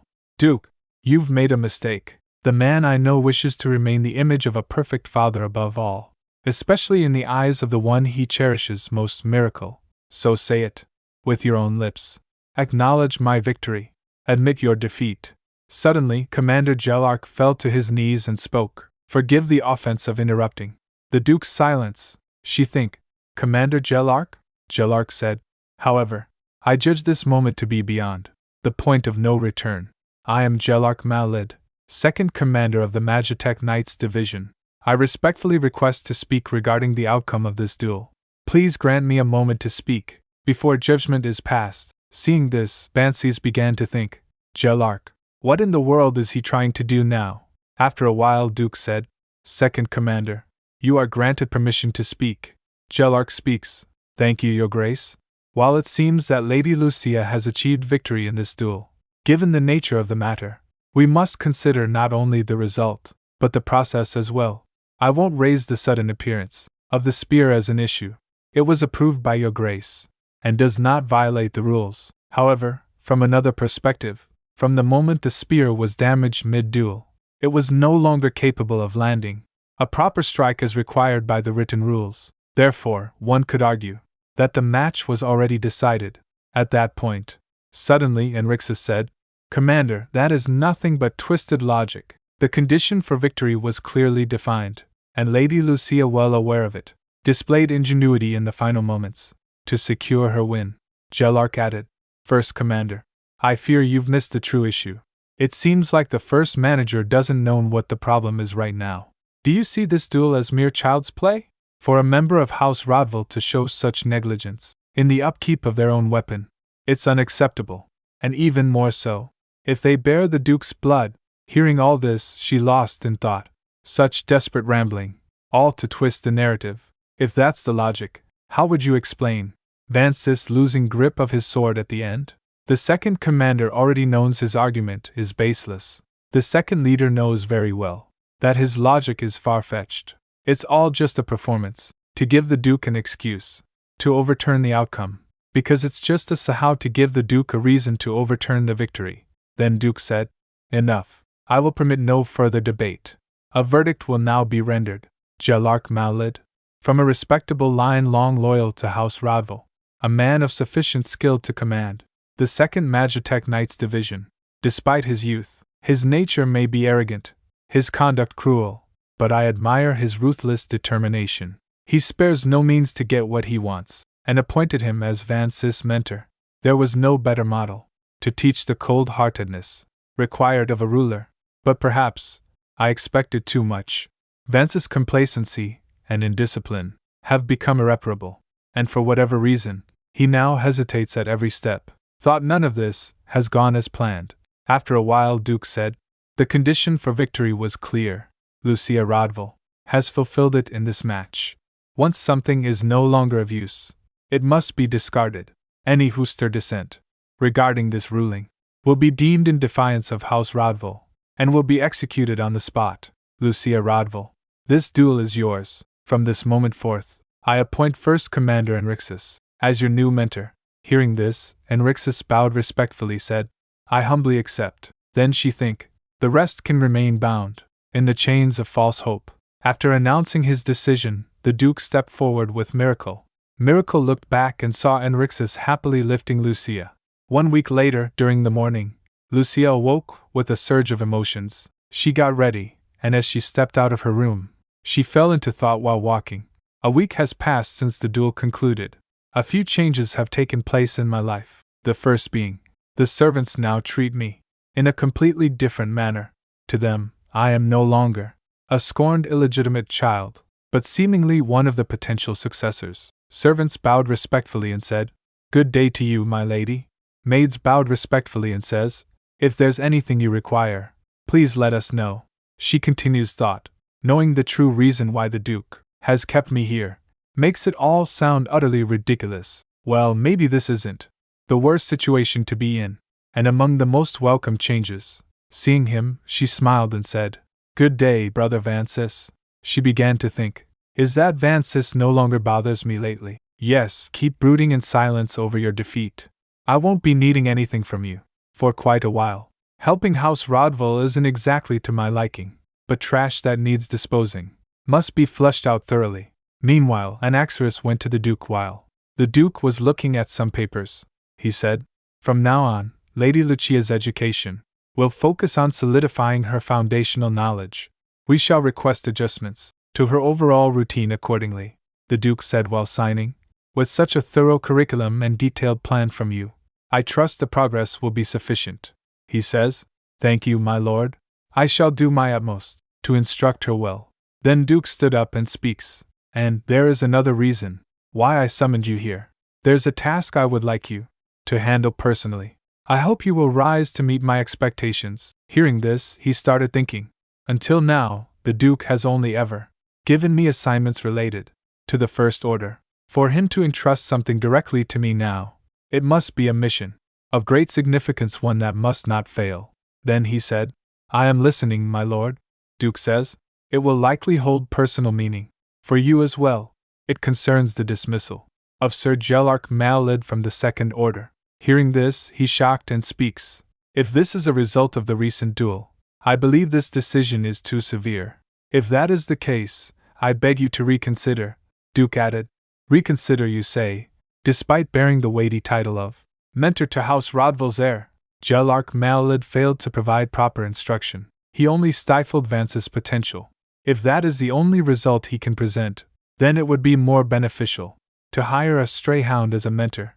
I see no merit in reconsidering. The successor for the position of second commander has already been chosen, so fret not. Hearing all this, he began to think, Yes, House Rodval has always been this kind of place. This serves as a warning to me as well.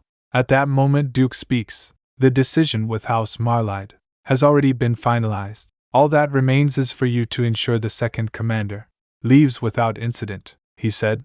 I understand, my lord. However, I must express one concern. Removing the second commander may not only lower morale within the Second Order, but could also provoke backlash among the troops. It may even lead to internal unrest if grievances find no outlet. The Duke put his hand into his coat and said, That is not a concern. Then the Duke took out a diary and handed it over.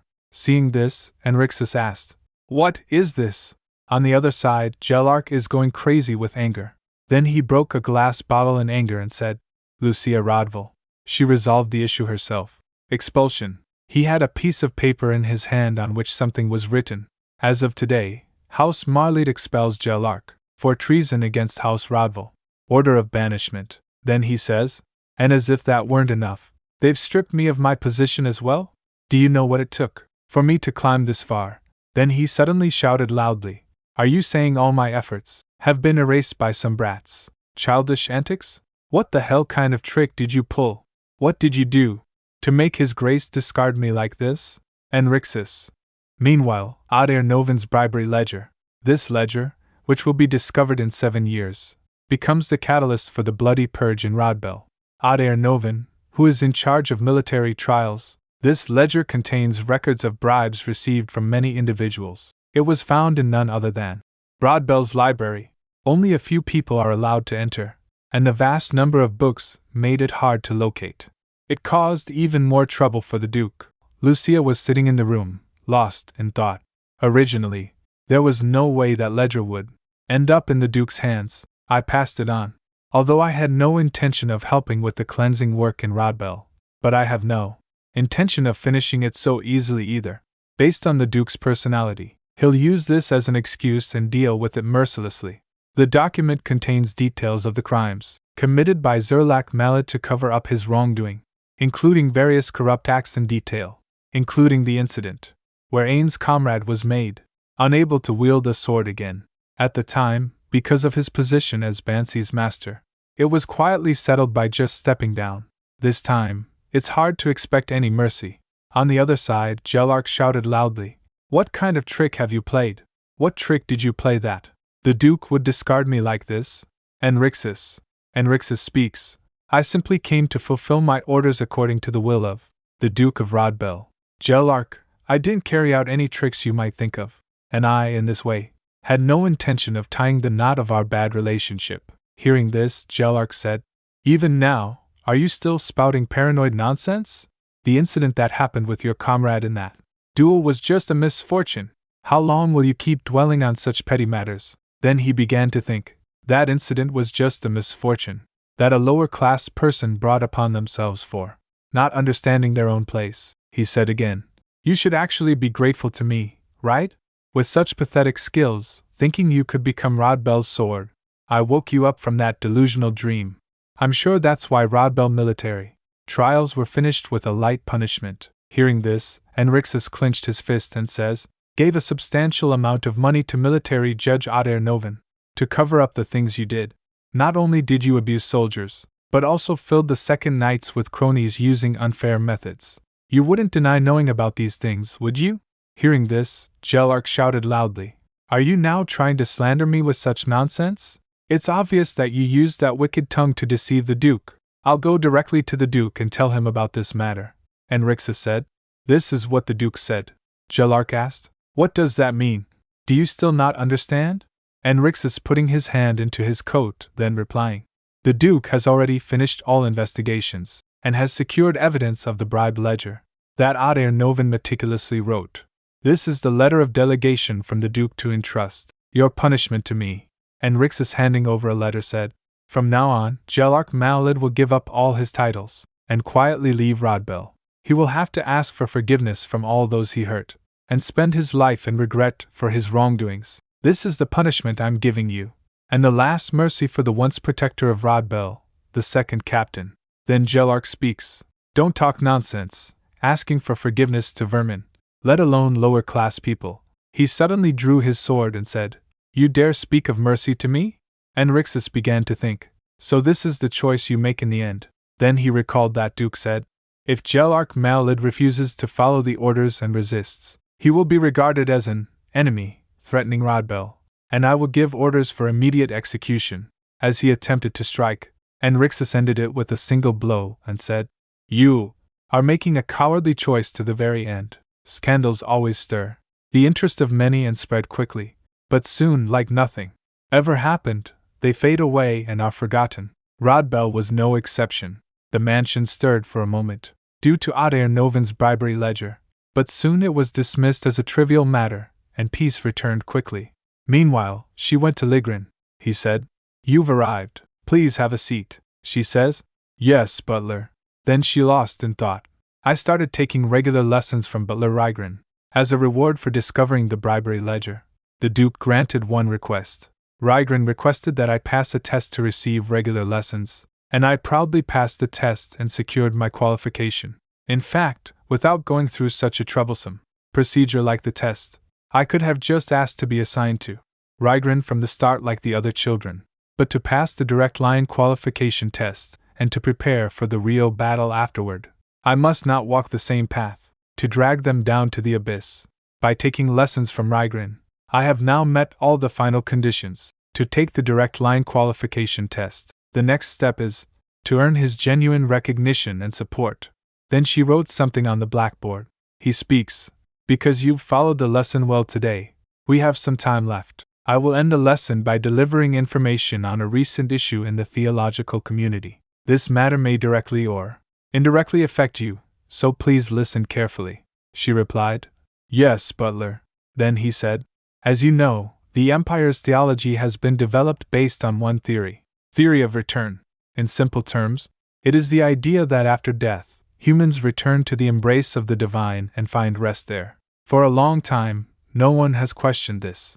It has been accepted as a universally valid truth, but recently, records have been discovered that not only deny the theory of return, but also criticize the doctrine of the temple, making the situation delicate.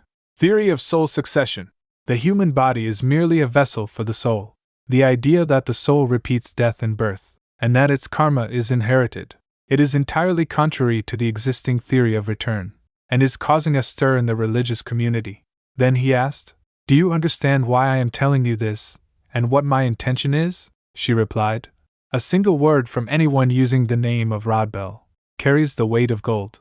To observe the upcoming direct line qualification test, many distinguished guests are gathering at the mansion, and among those guests, there are several high-ranking priests who hold great power in the religious community. In the Empire, religion is one of the great powers supported by many. If someone from Rodbell's circle shows interest in such absurd theories as the theory of soul succession, it will create unnecessary tension between us and them. Therefore, my answer is decided. Rodbell does not change. I judge this with my limited understanding, Butler, he said. It was the perfect answer. Let's end today's lesson here. Thank you for your hard work, young lady. At night, she lies on her bed, lost in thought. As Rygrin said, the theory of soul succession is currently being rejected. Soon, it will be suppressed for violating sacred theology, a foreboding existence, just like me. But what kind of storm that ominous existence will cause, I know.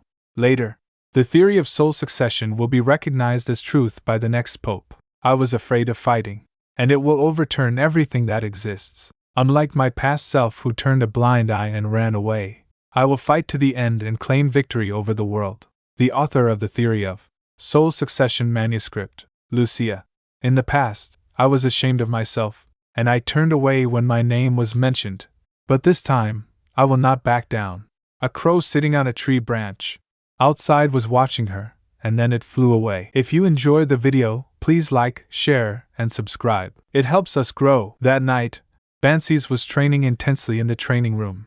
Nearby, the soldiers stood watching him. A soldier said, the young master must have been quite furious about his defeat that day. Another soldier replied, of course he was. To be defeated in a match the Lord had witnessed, and by none other than the young lady he ignored every day. First soldier added, besides, considering the direct lineage qualification exam is just a week away, he can't afford to be complacent, can he? He himself must know very well.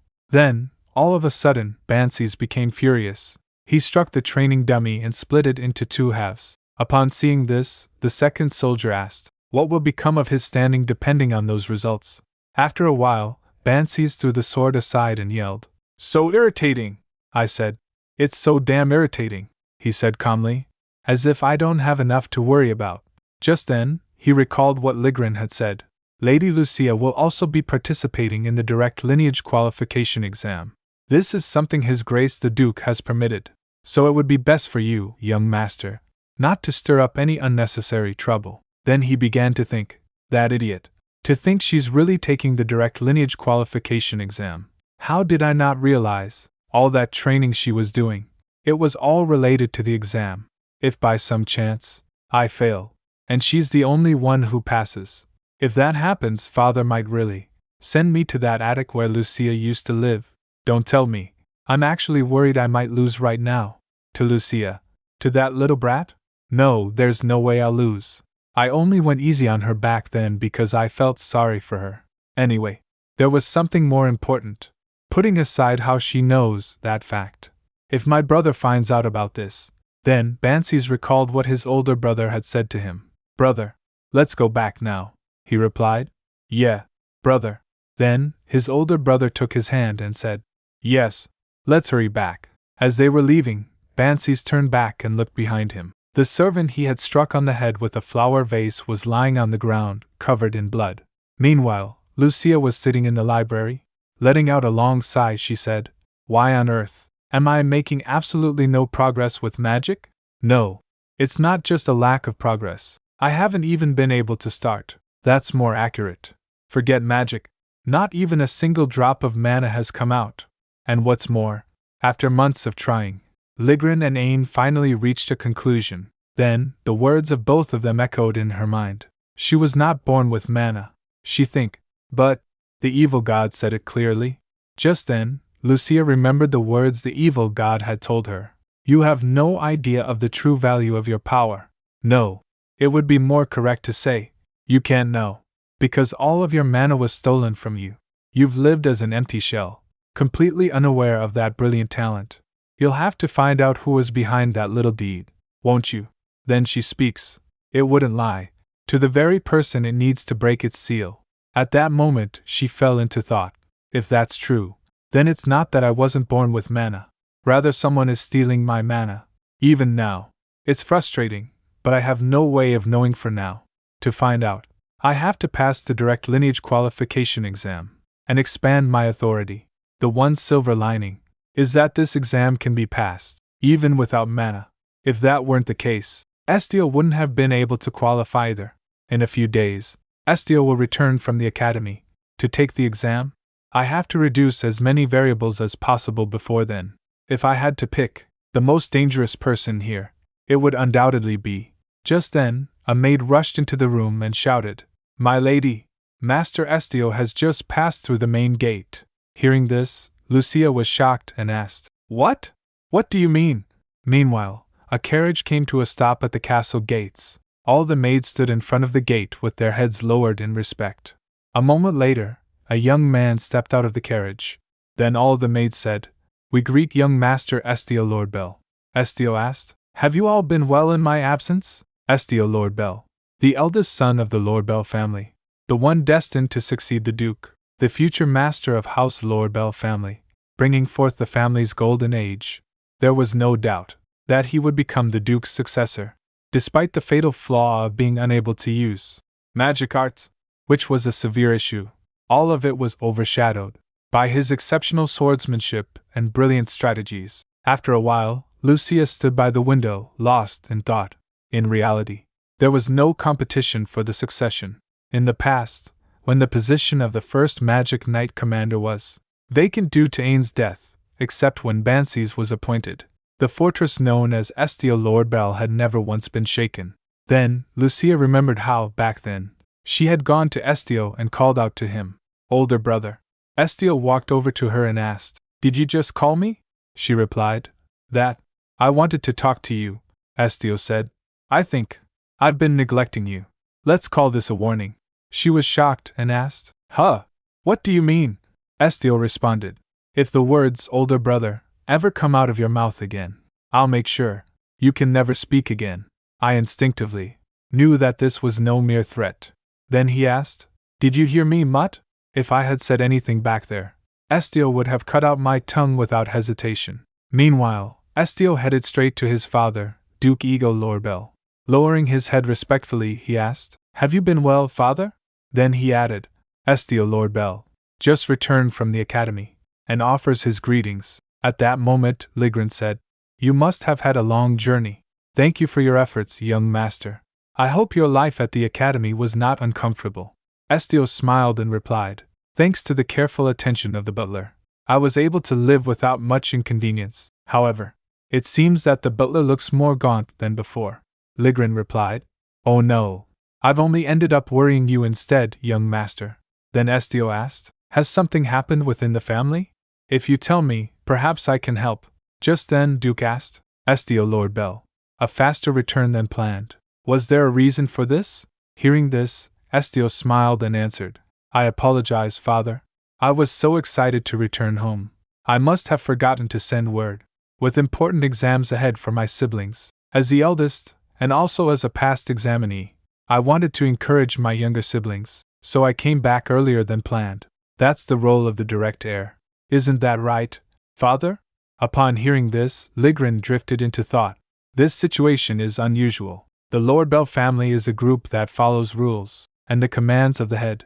Even between parents and children, respect and hierarchy are basic, so this might seem different from an ordinary family. However, even so, the current situation is different from usual. There has never been a time when we did not even ask about the well-being of the young master. Not once. Even the young master has never shown such strong emotions, or shown them to the Duke. Currently, I'm unsure of what I am missing, what the intentions of these two are, but one thing I can say for sure is, a crack is forming within the Lord Bell family. It was still early in the evening, as Bansi's running through the hall. A thought suddenly crossed his mind. This is bad. He clearly said he would be back in a few days. My brother and that idiot must never meet. Lucia doesn't know about that incident, which is why she can say such things so casually. What will happen if my brother hears that? At that moment, he remembered that one day, while he was walking through the hall, he heard someone's voice. As he stepped forward, he saw Estio standing with some boys. Then he thought, "Oh, you were here?" Just then, one of the boys laughed and said, "Haha, I guess Estio doesn't resemble the Duke much, does he? Unlike Bansi's or Miracle, that is." Upon hearing this, Bansi's think, "What? I'm not the only one who thinks that. Well, my brother does look strangely different from father." Then he smiled, turned around to head back, and began to think, "Alright, this will be the topic for teasing today." Suddenly he heard screams. At that moment, his eyes witnessed a horrifying sight. Estio had beaten that boy until he was covered in blood. Lucia, she's a bit unlucky and annoying, but still, there's no need to dirty my brother's hands, so this time, I'll give some advice myself. After a while, suddenly Estio appeared in front of him. Seeing him, Estio said, "Long time no see, Bansi's." Then he stepped forward, touched his face, and asked, "Huh, brother, where are you rushing off to?" At that moment, Estio added, "This direction. It's the hallway that leads to the third floor, where the distinguished guests stay." Bansi's, "You don't have any urgent reason to go there. I'm really curious about the reason. Won't you tell your brother?" Bansi's replied. "Ah, well, you see, what happened was..." Just then, suddenly, a thought crossed his mind. Wait a second. Isn't my brother still unaware of anything? Then he smiled and speaks. "I was on my way to scold Lucia, brother.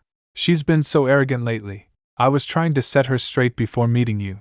After saying that, he began to think, "In that case, I can just make up something that my brother would approve of, right?" Then he added, "You wouldn't believe how cocky she's gotten, thinking she's ready for the direct line qualification test?" Estio added, "That's what I meant. You don't know how hard it's been for me while you were gone."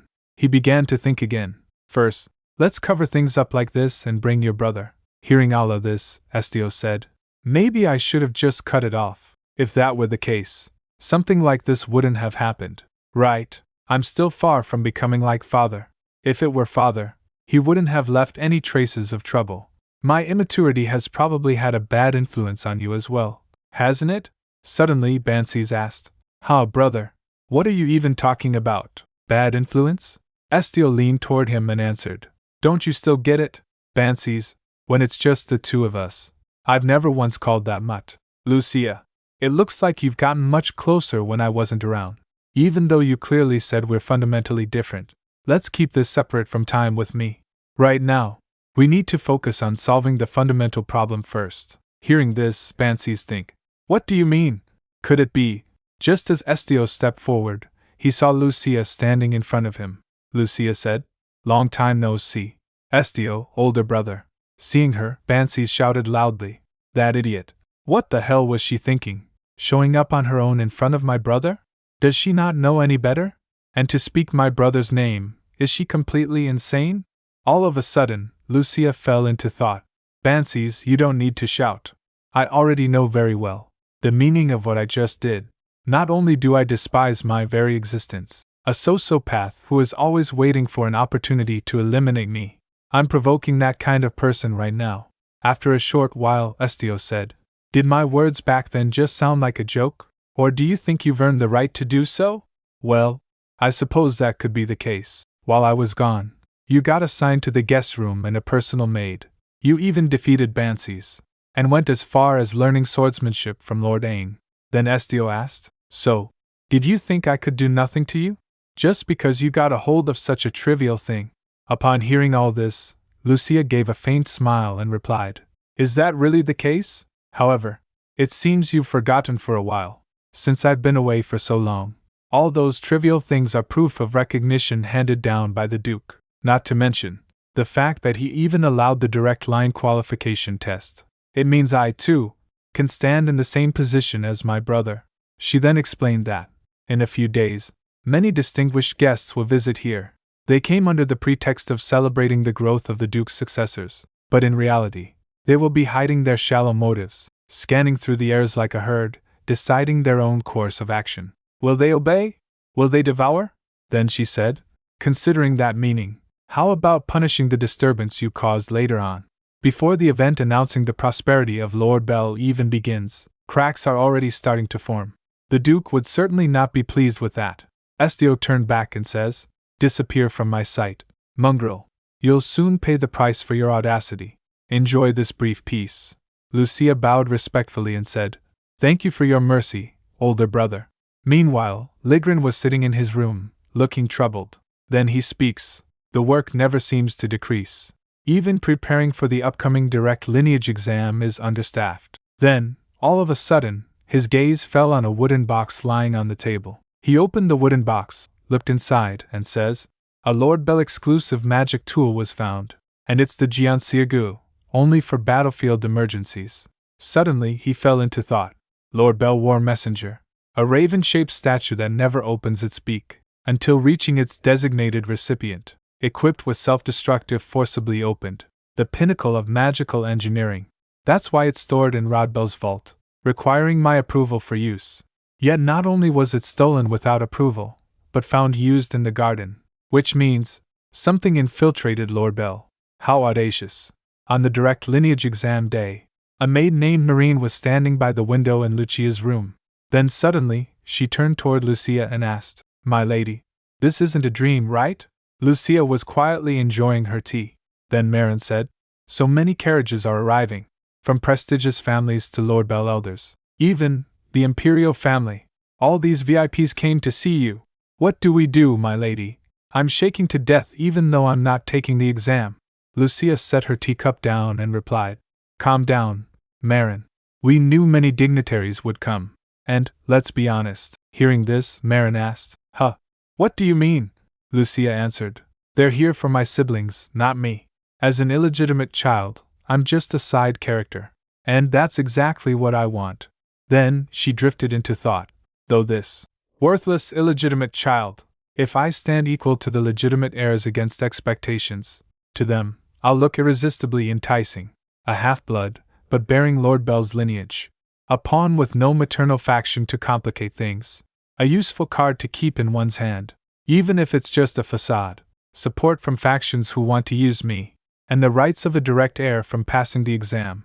If I miss this chance, I may never get another. I must seize it at all costs. Avoid threatening to consume my very being. Even if only to avoid falling into the abyss. Suddenly, Marine called out, Young Lady Lucia! Hearing her voice, Lucia snapped out of her thoughts. Then Marin asked, My lady, are you all right? Lucia asked, Huh? Did you call me Marin? Marin responded, I called to say it's time to leave, but you didn't respond. Then Lucia asked, Did I? Marin speaks, Are you that nervous? You're drenched in cold sweat already. Lucia replied, I see. I must have been nervous without realizing. Just then, Lucia stood up, put on her coat, and said, Let's go, Marin. Marin asked, But, are you sure, my lady?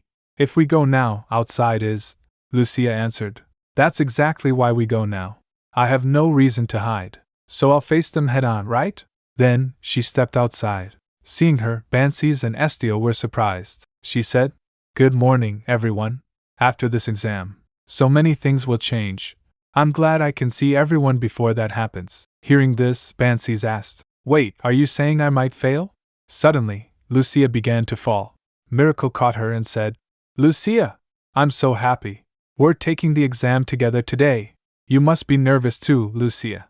Did you come to cheer me on?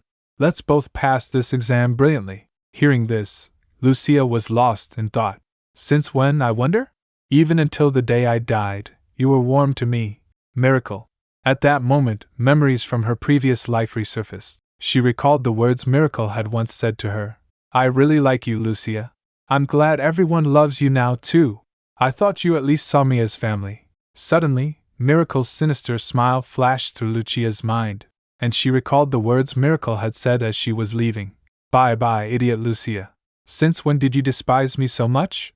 A short while later, when she came out of the thought, she pulled her hand away from Miracle and, as she stepped forward, speaks.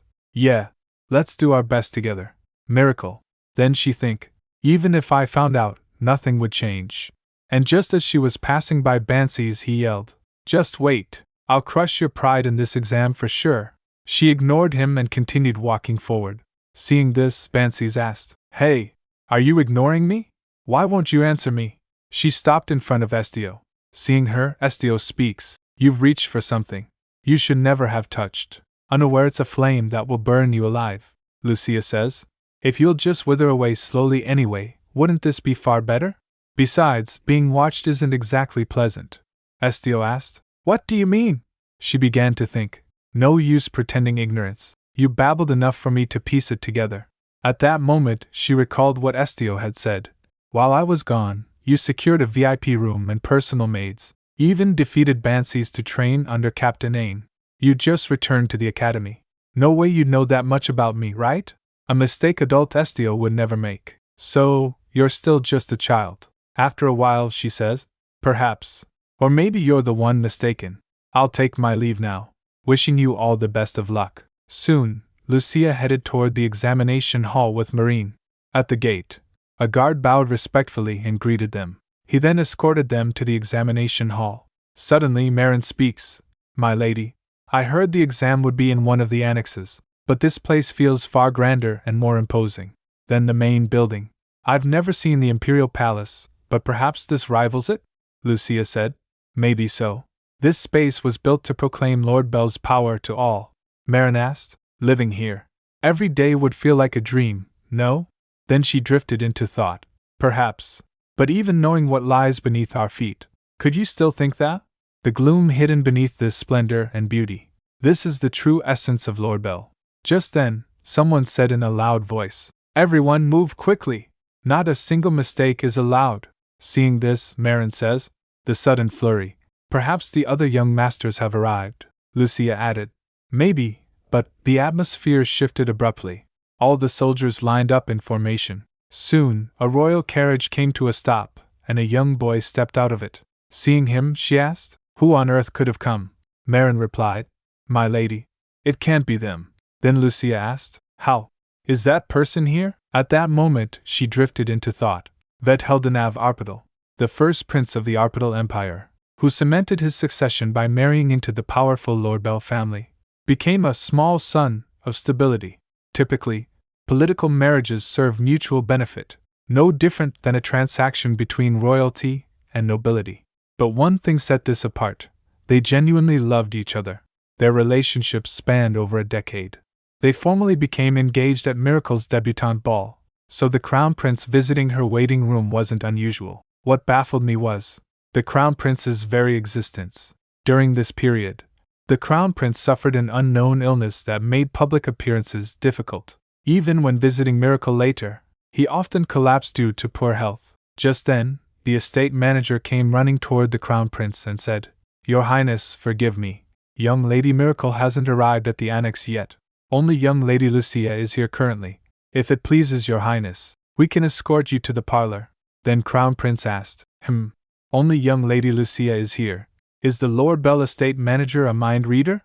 Hearing this, estate manager was shocked and asked, What do you mean? The Crown Prince turned to look at him and replied with a smile, Unless you are a mind reader, you wouldn't dare assume my intentions. If not, is a mere servant presuming to rank their masters? How far the Lord Bell have fallen. Upon hearing this, estate manager bowed respectfully and replied, Your Highness, I meant no offense. I merely. Then Crown Prince said, Who permitted you to speak? Must I cut out your tongue to silence that arrogant mouth? If not, then disappear. I'm in an exceptionally good mood today. Lucia silently listened to their conversation. Just then, the Crown Prince placed a finger over his lips and said to the estate manager, Don't ruin it. After a short while, Lucia sat by the window in her room. The sun's rays streamed through the window, filling the room with light. Suddenly she stood up and lost in thought. Amid the chaos, the Crown Prince's gaze was undeniably fixed on me. For some reason I'm certain. This prince is utterly different from the one in my memories. The softness and mild atmosphere that seemed about to melt away are nowhere to be found, replaced by piercingly dazzling coldness and an ominous aura. Then suddenly, her eyes fell upon the chessboard. After returning to the past, some changes occurred, but all within predictable limits. Just then, she looked at the king piece and sank deeper into her thoughts. Except for one person, the Crown Prince alone had transformed completely, as if he'd become someone else. Am I overthinking this? This isn't the time for doubts. Lost in her thoughts, her gaze fell outside the window. The Duke and Miracle were together, and Miracle looked genuinely happy. Seeing them, she continued thought. But this déjà vu, a baseless dread creeps over me. Did I overlook something critical? That evening, a small white mouse hurriedly ran across a wooden beam in the hall. Complete silence filled the hall. At that moment, a hooded figure quietly stepped through the stone archway and entered the corridor. The atmosphere instantly grew tense, as if an uninvited guest had infiltrated the estate. The hooded figure came to a stop suddenly. Standing before him was another person wearing a face mask. He said, This is the final mission. Succeed here, and you'll be granted your wish. Then, showing a glass bottle, and asked, You know what this is, yes? Seeing the bottle, hooded figure asked, Is this truly their will? He replied, It is. Don't tell me, you're hesitating? You haven't grown attached to that bastard, have you? Then hooded figure says, You talk too much for a tool. The masked man leaned toward him and said, Remember, there are no second chances. Failure is unacceptable. You understand me. As soon as the hooded figure removed her hood, it was Marin. A grand banquet hall is filled with nobles seated around lavish tables, enjoying an extravagant feast as they watch the direct lineage qualification examination. They have gathered here to witness the future heirs of the empire compete for the right to inherit the family's legacy. Among them, one of the nobles poured wine into his glass. He gently took a sip and said, I have never felt time passing so cruelly as today, watching the brilliant performances of the talented individuals who will lead the empire's future. It's hard to believe only the final test remains. Another noble speaks. I can't help but agree with that sentiment. Then the first noble told. In the first test, the way young Lady Miracle answered every question without hesitation, one couldn't help but marvel at her profound erudition. And in the second trial, young Master Bansi's bold and razor-sharp swordsmanship display made me shiver down to my bones. With such splendid talents here, there couldn't be a greater celebration for the empire. Ligrin was standing nearby. Hearing all this, he started thinking. When the praise competition gets that intense, it's quite embarrassing. Young Lady Miracle's academic achievements are undoubtedly outstanding for her age. But it's true that they don't reach the clarity of essence that young Lady Lucia's answers have. The one with the highest score in the first test is probably young Lady Lucia. At that moment, Commander Antinius was also standing there. He also started thinking, those fellows, do they have eyes on the soles of their feet? Why don't they give praise to Our Lady? It hasn't even been a few months, yet she has already shown that level of spear technique. They don't even know how amazing it is.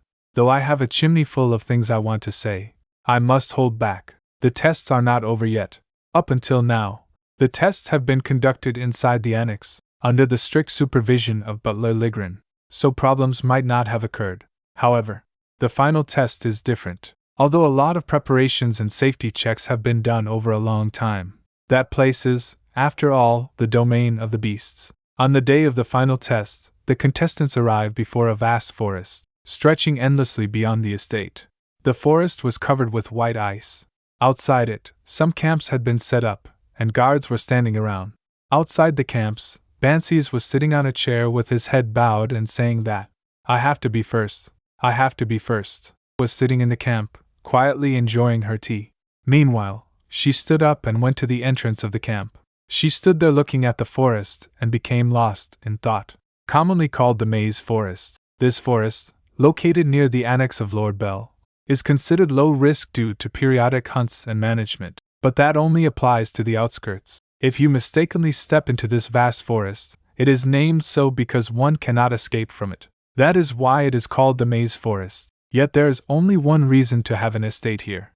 The final test, the beast hunt, is held here. The beast hunts have been the responsibility of the Lord Bell family since the beginning, and it is a mission they must carry out. So the last direct examination is also a trial of slaughtering beasts. Of course, it is about hunting low-level beasts suitable for child about 10 years old, and even then, accompanied by an escort, so essentially the evaluation is about mental strength and potential. Seeing Lucia standing like this, a knight came up to her and said, "Young Lady Lucia, you need not worry so much. Your safety will be my responsibility. I am Revel Wide of the Third Knight Order." Then she began to think, though that escort doesn't seem very trustworthy. As soon as she entered the camp, Revel Wide says, even until yesterday, the knights were cleaning the examination area, and these low-level beasts are little more than wild animals. As soon as he looked outside the camp and said, "If you trust me, this test will end without issue." Then, as he was about to go outside, he stopped and made a request. "So, please kindly talk to Captain Ain for me.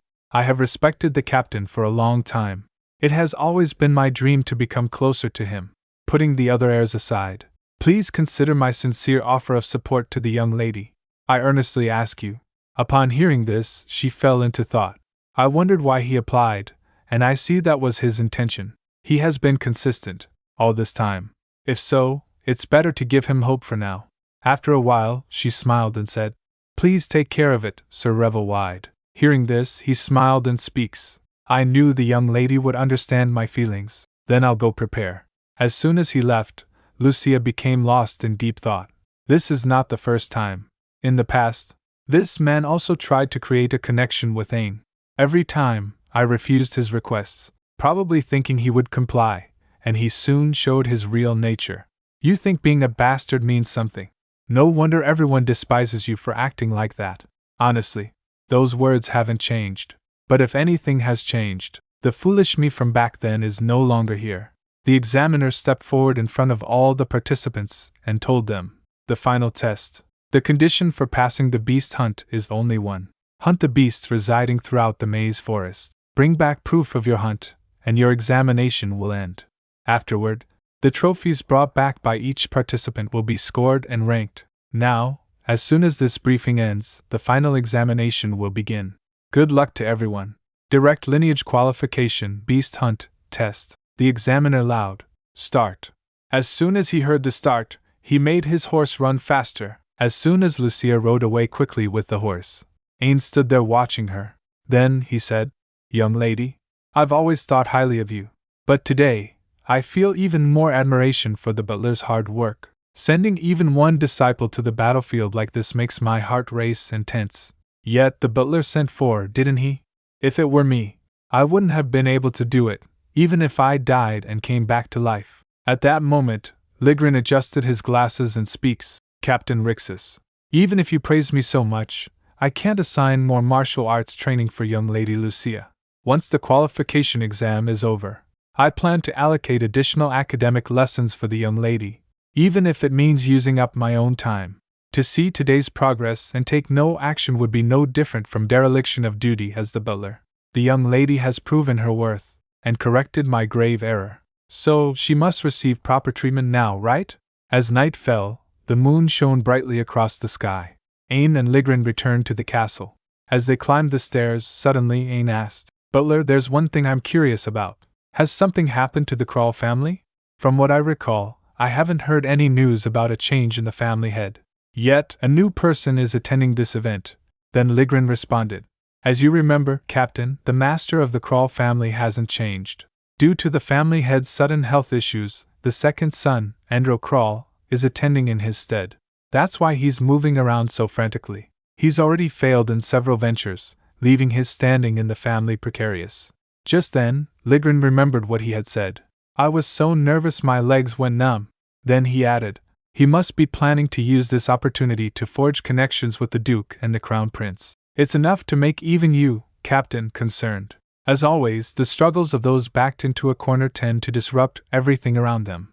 As soon as Ligrin opened the door, he found the nobles gathered there, waiting for the results of the final test. Meanwhile, Andrew Crawl was also standing there alone, biting his thumb as he thought, "Damn it, it's already the final test. I've been acting like a clown all day trying to get close to the Duke, but he hasn't even glanced my way. For today, I bet everything, even drugging my brother's food. If I return empty-handed, it's really over." Then suddenly, a voice reached his ears. Someone said, "I'm very curious to see what kind of demon beast everyone will catch." Upon hearing this, he was shocked and turned in his direction. At that moment, he saw that it was a young noble who was telling something to a group of nobles. Then the young noble said, "In truth, the core of this test isn't how quickly you catch it, but how powerful the demon beast you catch is, right? Though it's just a superstition passed around the Lord Bell family. It's a history that's never been disproven. The heir who catches the strongest demon beast of the generation becomes the master of Lord Bell. A few years ago, you hunted a demon beast of near intermediate danger level, but surpassing Estio's record would be difficult." Then he laughed and added, "But who knows? Perhaps a bastard child will overtake the other heirs and bring a new variable into play."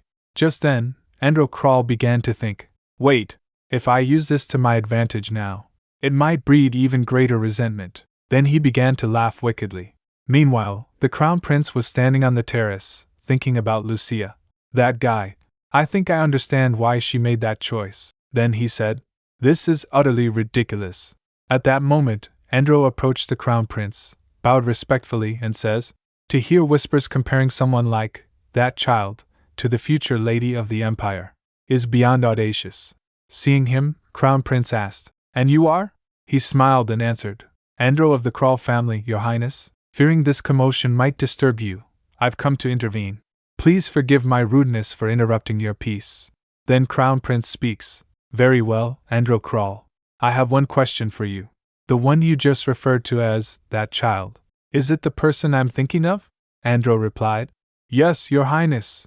The one with black hair. How dare anyone, without knowing their place, compare that wretch to young Lady Miracle? Just as a crow, no matter how close to a swan, can never blend in." Hearing this, Crown Prince said, "A crow, you say?" Then Andrew fell into thought. Even as the Imperial Crown Prince, he's still just a child. Of course, deep down, he wants his fiancée to shine the brightest. It must be unpleasant for her to be compared to a lowly bastard. I just need to gently poke at that, and I'll create a connection with the prince. After a while, Crown Prince asked, "Fine, Andrew Crawl. You seem idle. Shall we make a bet?" Upon hearing this, Andrew was surprised and asked, "A bet, Your Highness?" Then he began to think, things are turning out easier than expected. Mentioning the bastard was a good move. And then he asked, "As it happens, I adore bets." "What did you have in mind?" Crown Prince replied. "For now, there's an obvious choice. Who can hunt the strongest demon beast?" Andrew bowed respectfully, smiled and asked, "Very well. What shall we wager?" Crown Prince replied, "The stakes, the most precious thing to the other person. So choose wisely." Hearing this, he began to think again. "What's this?"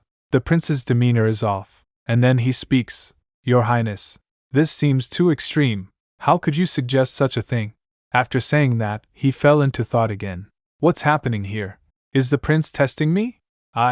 I just wanted to build rapport. And even if I win, how would I claim the prize?" After a while, Crown Prince said, No need to worry about collecting the wager, because there'll be one more participant in this bet." Upon hearing this, he became worried. A cold sweat appeared on his face, and he speaks, "You don't mean..."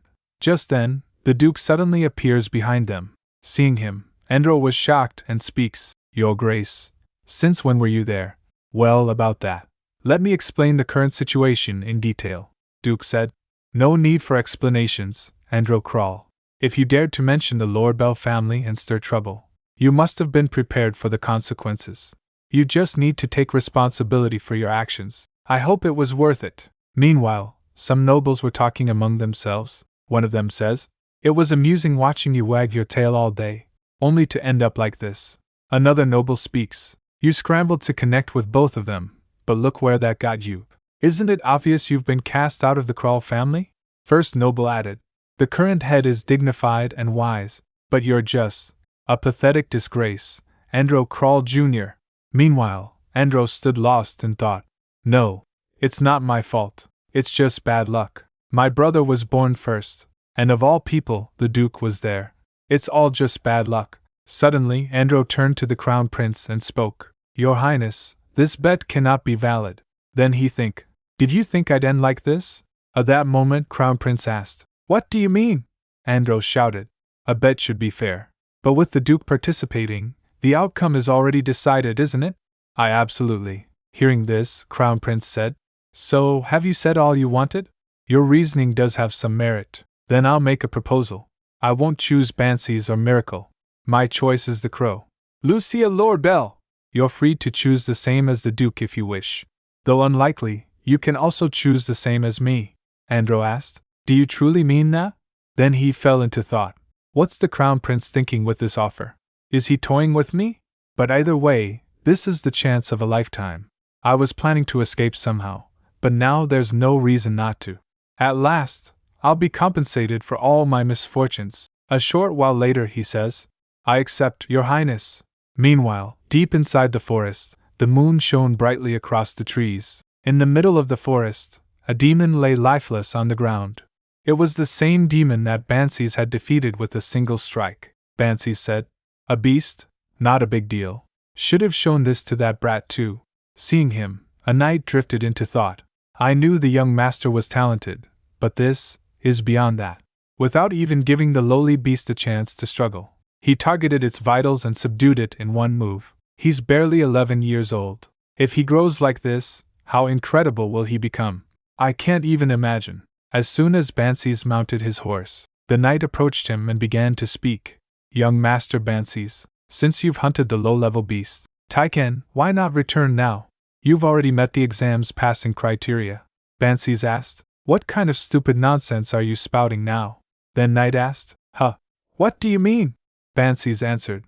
To show an overwhelming difference in skill, so that Lucia will look at me with respect. And even if the exam only requires passing criteria, if the Lord Bell family naively believes in that, I'll never earn Father's acknowledgement. Then, Bansies gestured toward the direction ahead and says, Look there. You'll understand what I mean. Elsewhere, in the forest, Miracle stood facing a demon with a staff in her hand. She was prepared to strike and defeat the creature. As the demon opened its jaws and charged toward her, Miracle calmly raised her staff in front of her. She said, Fireball. A powerful fireball suddenly appeared and crashed into the demon. The demon was engulfed in flames, burning as the fire consumed its body. Then she smiled and said, That makes 2 already. I'll catch so many and surprise everyone.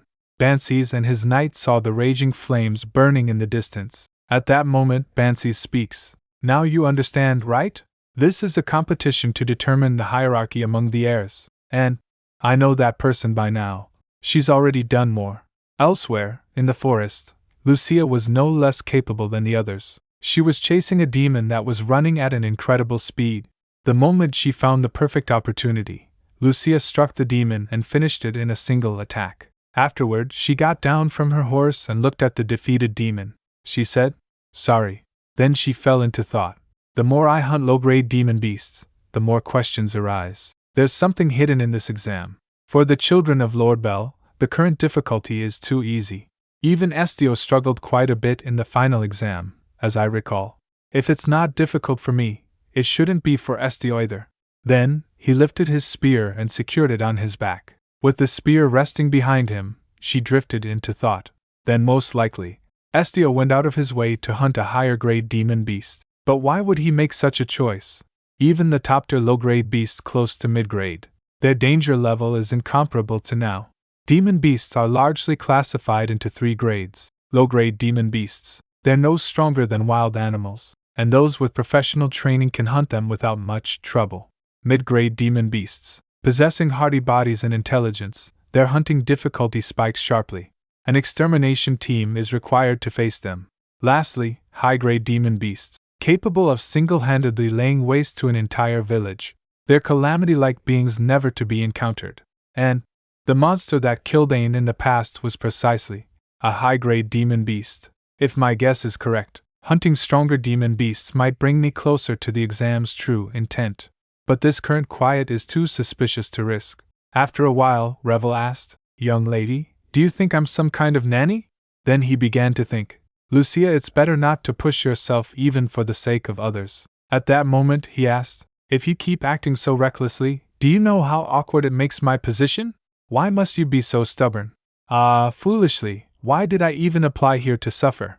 Upon hearing this, Lucia began to think, "Now you don't even seem to bother hiding it.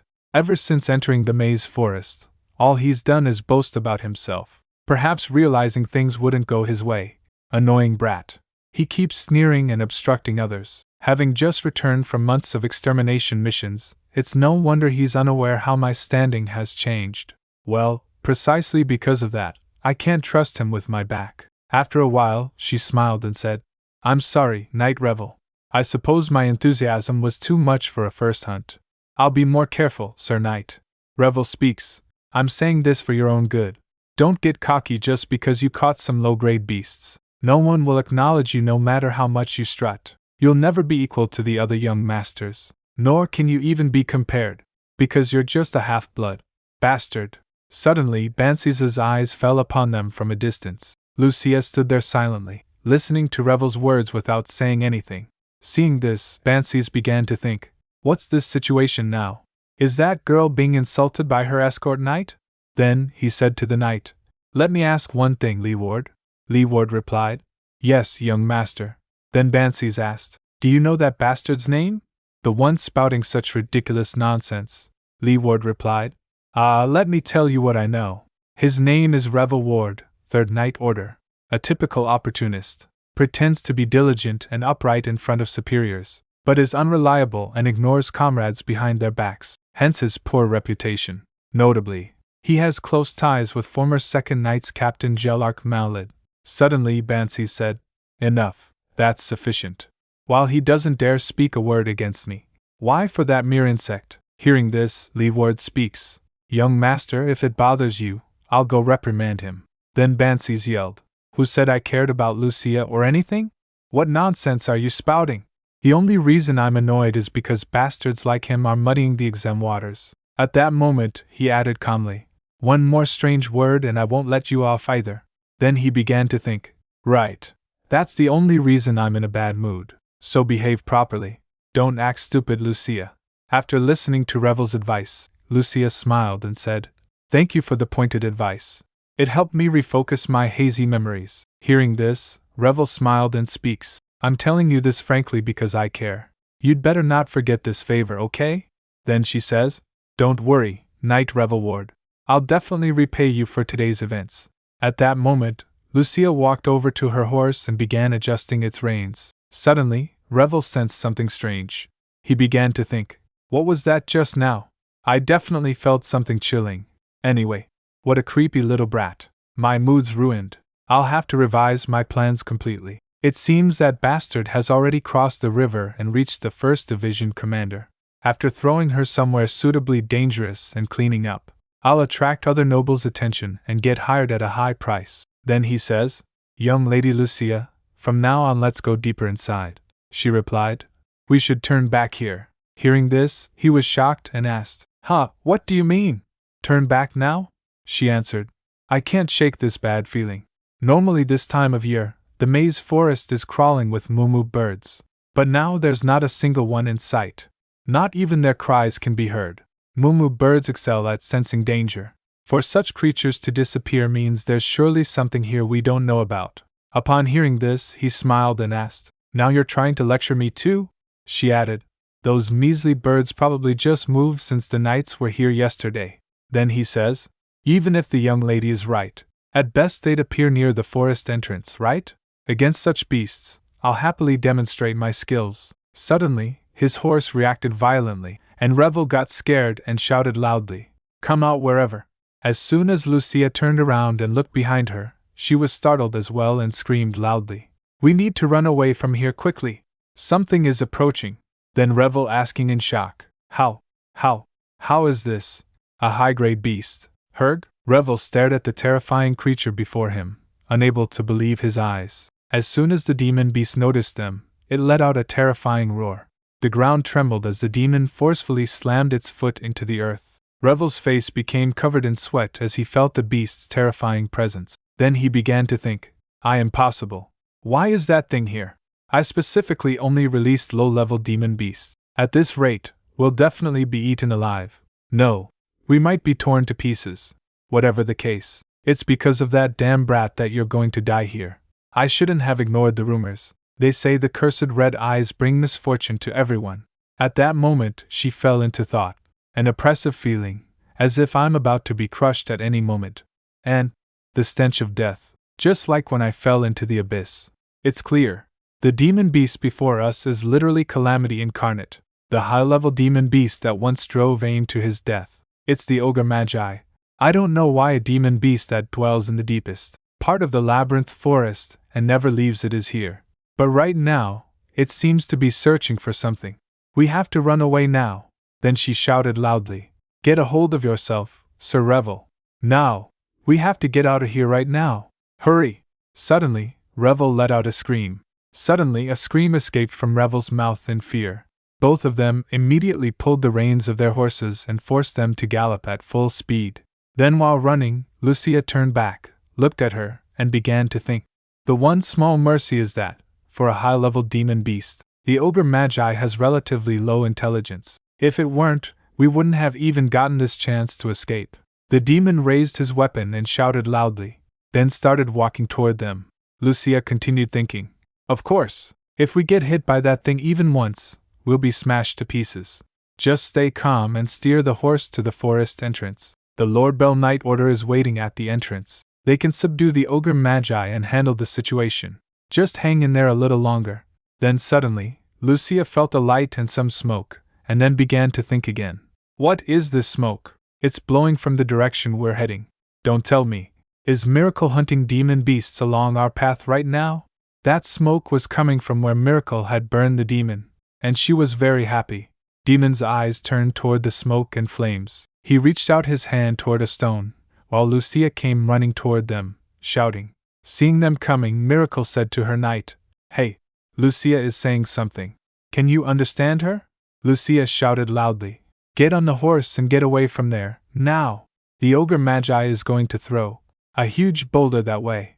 Then suddenly, a huge boulder passed over his head and fell onto that fire. Seeing this, Revel yelled, Young Lady Miracle! As soon as the boulder fell, smoke spread everywhere. Lucia shouted, Miracle! Then, as soon as the smoke cleared a little, her knight was covering Miracle. Seeing this, Revel said, Thank goodness! Thanks to the knight shielding her, she doesn't seem seriously injured. Then Lucia speaks. It's not time to relax yet. Because of the boulder the ogre magi threw, the horses can't move. If this continues, we'll be caught.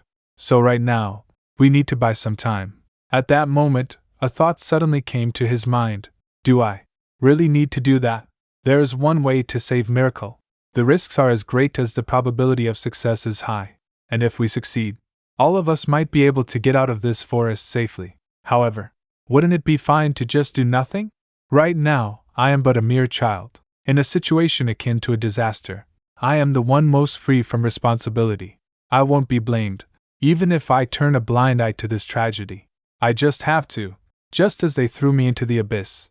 If I simply look away, for a single moment, from that gaze submerged in horror and fear, I can, ever so easily, grant them despair. Yes, all of this is the karma that the detestable Lord Bell brought upon himself. It is a legitimate right that has been granted to me. Then suddenly she said, Listen carefully, Sir Revel Ward. At this rate, I don't need to tell you what will happen to that person. She think. No. Then she added, That is precisely why we must buy some time. Then she think again. I will not let them escape into death like this. At that moment she speaks. Just enough for the two of them to hide themselves. Hearing this, Revel asked, What are you trying to do? She thought, Because the punishment I will deliver is not such a peaceful despair. Then she replied, The ogre is a magical beast with low intelligence. It is faithful only to its instincts. If prey willingly charges at it, it will surely try to catch it. On my signal, we'll split into two directions and advance in front of it. You go right, I'll go left. It's a decoy mission. Revel shouted, Are you telling me To jump at the ogre myself? Right now? I can't do it. I can't. This is complete madness. I'll do it. On my honor. As a knight of Lord Bell, I will save them. At all costs. Then he said, I'm ready. She lost into thought. If I can just make good use of that single moment. The Orge hesitates, deciding which target to aim for. I can buy enough time. Just then, the two of them rode their horses in opposite directions. Watching Revel ride off in the opposite direction, Lucia began to think. Revel Ward, so you chose to use me as a decoy. Revel shouted loudly. The Honorable Knight Revel Ward is coming to save young Lady Miracle, who is in peril. Lucia stepped in front of the demon. Seeing her, the demon growled loudly. Meanwhile, back at the camp, a servant whispered something into the Crown Prince's ear. Crown Prince asked, That report, there's no mistake. Is there? He answered. Yes, it is certain, Your Highness, the Crown Prince. In a corner of the camp, Ligrin was standing in front of the Duke, telling him something. Seeing them, Crown Prince said, Well, it seems, it wasn't nonsense after all. Seeing the look on the Duke of Lord Bell's face, says it all. Ligrin speaks. Confirmed the appearance of a high-grade magical beast, an ogre near the forest entrance. While simultaneously investigating the cause, Commander Ainrixus led the night order and has completed preparations to sortie. Then Duke asked, Ligrin, that's hardly the important part. The identities of the candidates have been secured, I presume? Miracle, is that child safe? Ligrin responded.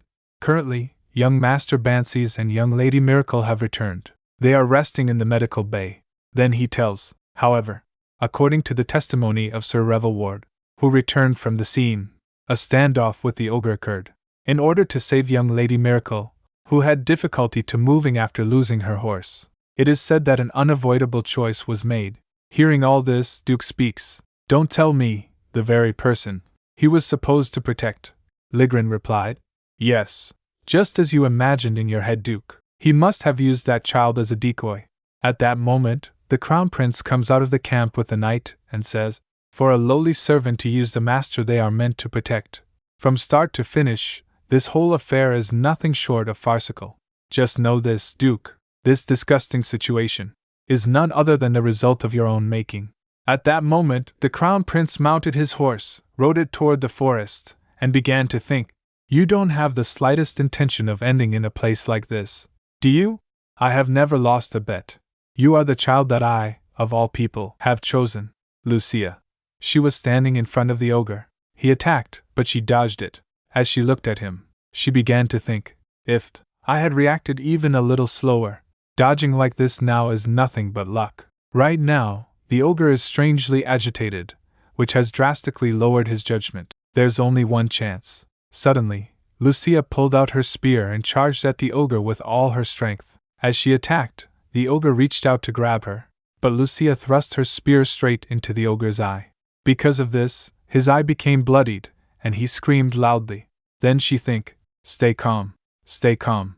This gave Lucia a chance to escape from there. She tightened the reins of her horse and quickly rode away, and as she was leaving, she fell into thought.